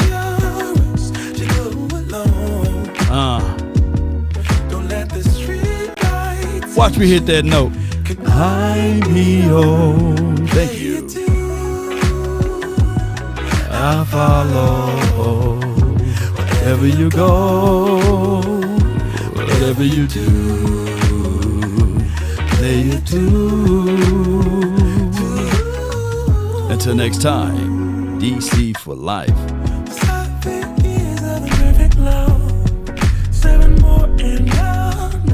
And another one.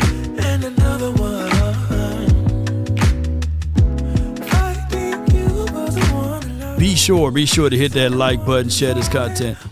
Law Nation Sports post game show and analysis. Let's get it. Grade this show too, by the way. Find us on Apple. Find us on as well as other platforms on the Law Nation Sports. Dominating the best way possible. Don't let the street